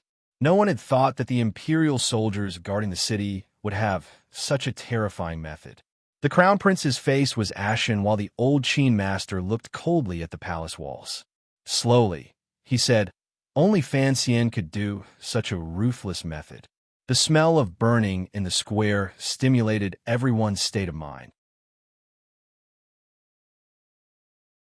Even the imperial soldiers on the palace walls felt a glimmer of fear and helplessness. Looking at the terrifying scene below, some people's lips turned white. They wondered if those charred corpses had all been killed by them. After such a destructive attack, the first wave of rebel soldiers who entered the palace returned dispiritedly. However, there were not many people who returned. The royal palace was finally held by a hair's breadth. However, the rebel army did not carry out a second round of attacks. It was clear that regardless of whether it was the defenders or the attackers, they had all been shocked by this unusually bloody and terrifying fog of fire. They all needed some time to digest and stabilize their morale. However, the instigator of this terrifying fire attack, Fan Xian's expression was unusually calm. He looked at the rebel army camp in the distance and pressed his lips together without saying a word. The great prince saw that Fan Xian's right hand, which was hanging by his sleeve, was trembling slightly. The veins in his eyes were becoming denser and denser. The great prince had not thought that the Overwatch Council's gunpowder powder would have such a terrifying effect. Looking at the scene in front of him, he, who had long experienced the blood and fire of the battlefields of the Western region, did not feel any emotions that he should not have. However, he still felt shocked. If this powder could be used like this, what kind of changes would occur in future battles? Today is luck. Fan Xian did not turn his head to look at him. Quietly, he said, "There is no wind or rain today. That is why there is such a good effect." Then, he slowly lowered his head. Ever since he had taken control of the palace treasury, he had always been very attentive to the joint research work of the Third Workshop and the Third Bureau. In the depths of his heart, he understood why his mother, Yi Qingmei, had put so much effort into other military equipment and people's lives, but had strictly forbidden the use of gunpowder in this world. Even when he had saved Xiao and in Shangjing, the Overwatch Council had only provided one card of gunpowder. The use of gunpowder in this world was still very clumsy. It was even worse than the self-made firecrackers in his previous life.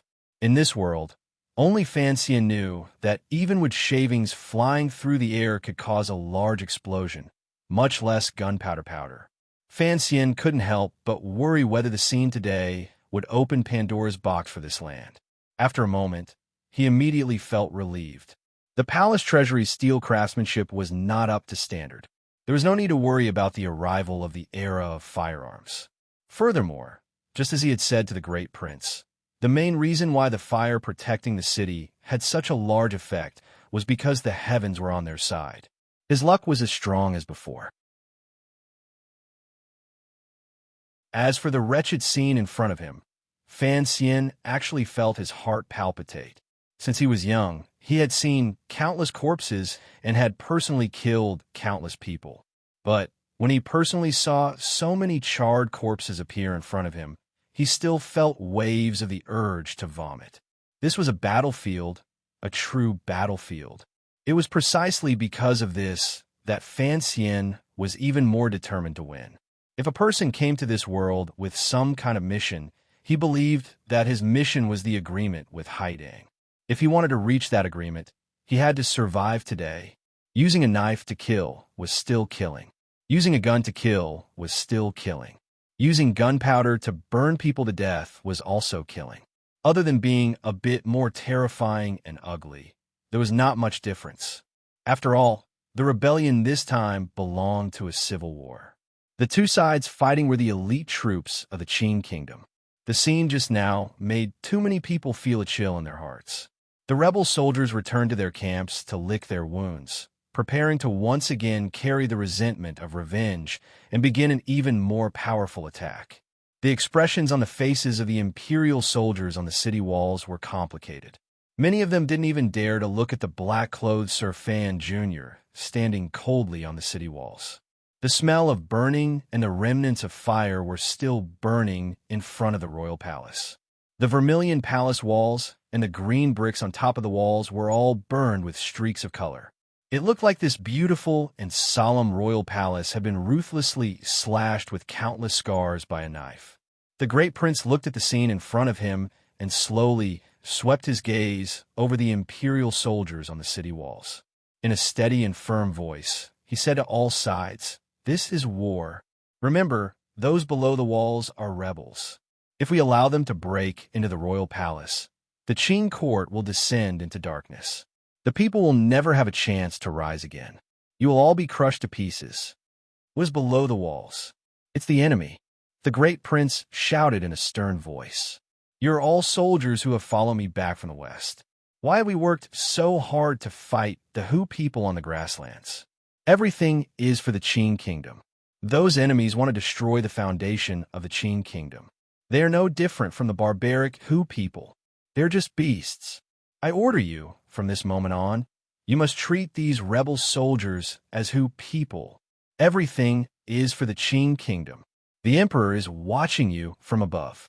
These were not hot-blooded words, but coming from the commander's mouth, they had a surprising effect of comforting people's hearts. The eyes of the imperial soldiers on the city walls gradually lit up, no longer as dim and lost as they had been earlier. For the Qin Kingdom, everyone on the palace walls cried out. Even the third prince, who was standing by Fan Xian's side, was no exception. Only the Empress Dowager, who had been firmly restrained by Fan Xian, had a glimmer of mockery and panic flash through her eyes.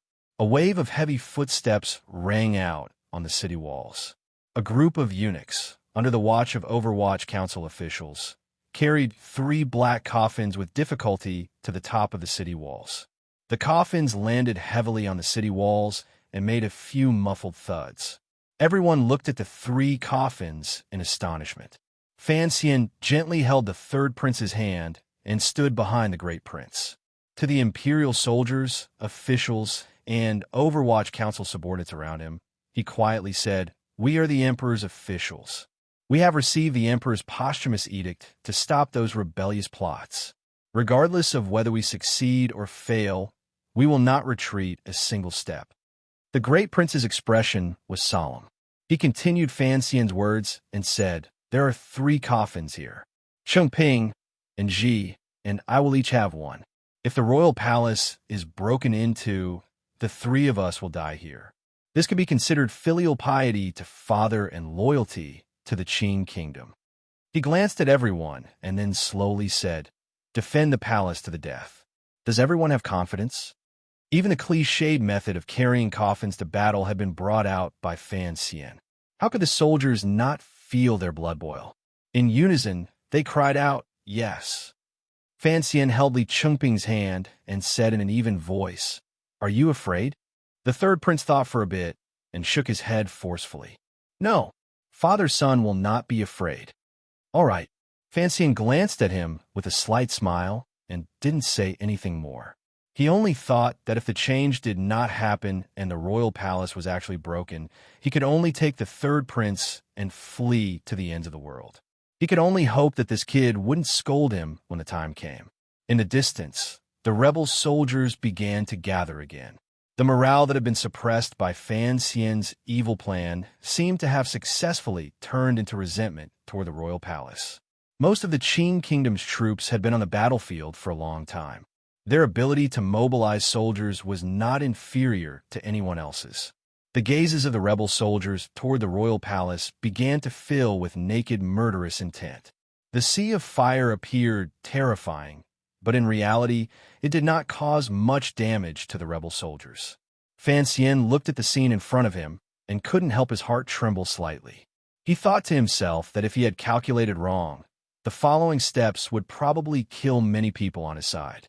He knew that he was completely unfamiliar with military affairs, so from beginning to end, he had not made any suggestions about the Great Prince's arrangement of troops. Instead, he calmly acted as a spectator and helper. At this moment, he was going to make an unusually daring suggestion. How many Imperial soldiers do we have left? 2,700. Basically, we haven't lost much. Fan Xian tilted his head and listened as the sounds of fighting in Taiping Square grew quieter. He furrowed his brows slightly and said, "Do you think we can hold it?" The Great Prince's sword-like brows were smeared with a layer of murderous intent. Straightforwardly, he said, "Even if Father personally led troops, we wouldn't be able to hold it." A glimmer of self-mockery suddenly flashed through the corners of his lips. The disparity between us and the enemy is too great. If the Western Expedition Army had not been disbanded by Father, even if I only led 1/3 of the Western Expedition Army, I would still dare to fight a decisive battle against the rebel soldiers below. The Great Prince took a deep breath. However, don't worry. Even if we lose, we won't lose so badly. The generals and soldiers under my command have all eaten Hu people's meat and drank Hu people's blood on the grasslands. The Qin family, it has been 20 years since the old man personally led troops. The soldiers of the Jingdou garrison are extremely lazy. The only one is the Dingzhou army. Fan Xian cut him off and said, "In that round of attack and defense just now, I noticed a problem." "What problem?" Fan Xian moved closer to the Great Prince's ear and quietly said a few words. "What are you thinking about?" A cold light flashed through the Great Prince's eyes. "I'm thinking about gambling." Fan Xian lowered his head and faintly said, "We no longer have any trump cards in our hands. If we continue like this, we will eventually die." The Great Prince furrowed his brows and said, "War is not child's play. What you're saying is too absurd." Fan Xian smiled bitterly. "It is indeed absurd. However, I truly can't think of any opportunity to turn the tables." He turned his head and glanced at the 3 coffins glowing with black light. His gaze gradually became determined. He still had a trump card, but he had not seen everyone's trump card clearly. No matter what, he would not use it. The Great Prince was silent for a moment and then suddenly said, "How do you want to gamble?" "Dig up the rocks at the palace gates." Fan Xian raised his face and looked through the slightly warm air of the square at the commander of the Dingzhou army, Yi Zhong, who was quietly saying something to the second prince. His gaze narrowed slightly. "We should be prepared to charge out at any moment and give ourselves a chance." He then smiled warmly and said, "Give the world a surprise." Coincidentally, Yi Zhong, who was in the middle of a secret discussion with the second prince, seemed to feel the gaze from the palace walls. He raised his head and glanced back with unusual calmness and coldness. Ahem, when the Great Prince said this is war, I almost couldn't resist writing that all is fair in war. Everyone should know that I am the worst at writing these things. When I first conceived of Qing Yu's year, I made a great wish that I would try to learn and improve my abilities in this area. I'm still not very good, but please see my progress and hard work. P.S. I don't know who wrote the KFC's Qing Yu's year review in the book review section. I just thought it was very funny. I don't know if that book friend knows me in real life, but most of his spoilers are definitely wrong. I was mad and changed the wrong words 3 times. It is now 6:08. To the friends who subscribed earlier, I apologize. Recently, there have been too many wrong words. No matter how mad I am, this is the 4th time I've changed the wrong words. I've actually changed them before, but there are still so many. This is 6:09. Sorry. You're tuning in to the Warrior Lore YouTube channel. Don't forget to subscribe and join us on this journey to catch the most captivating stories.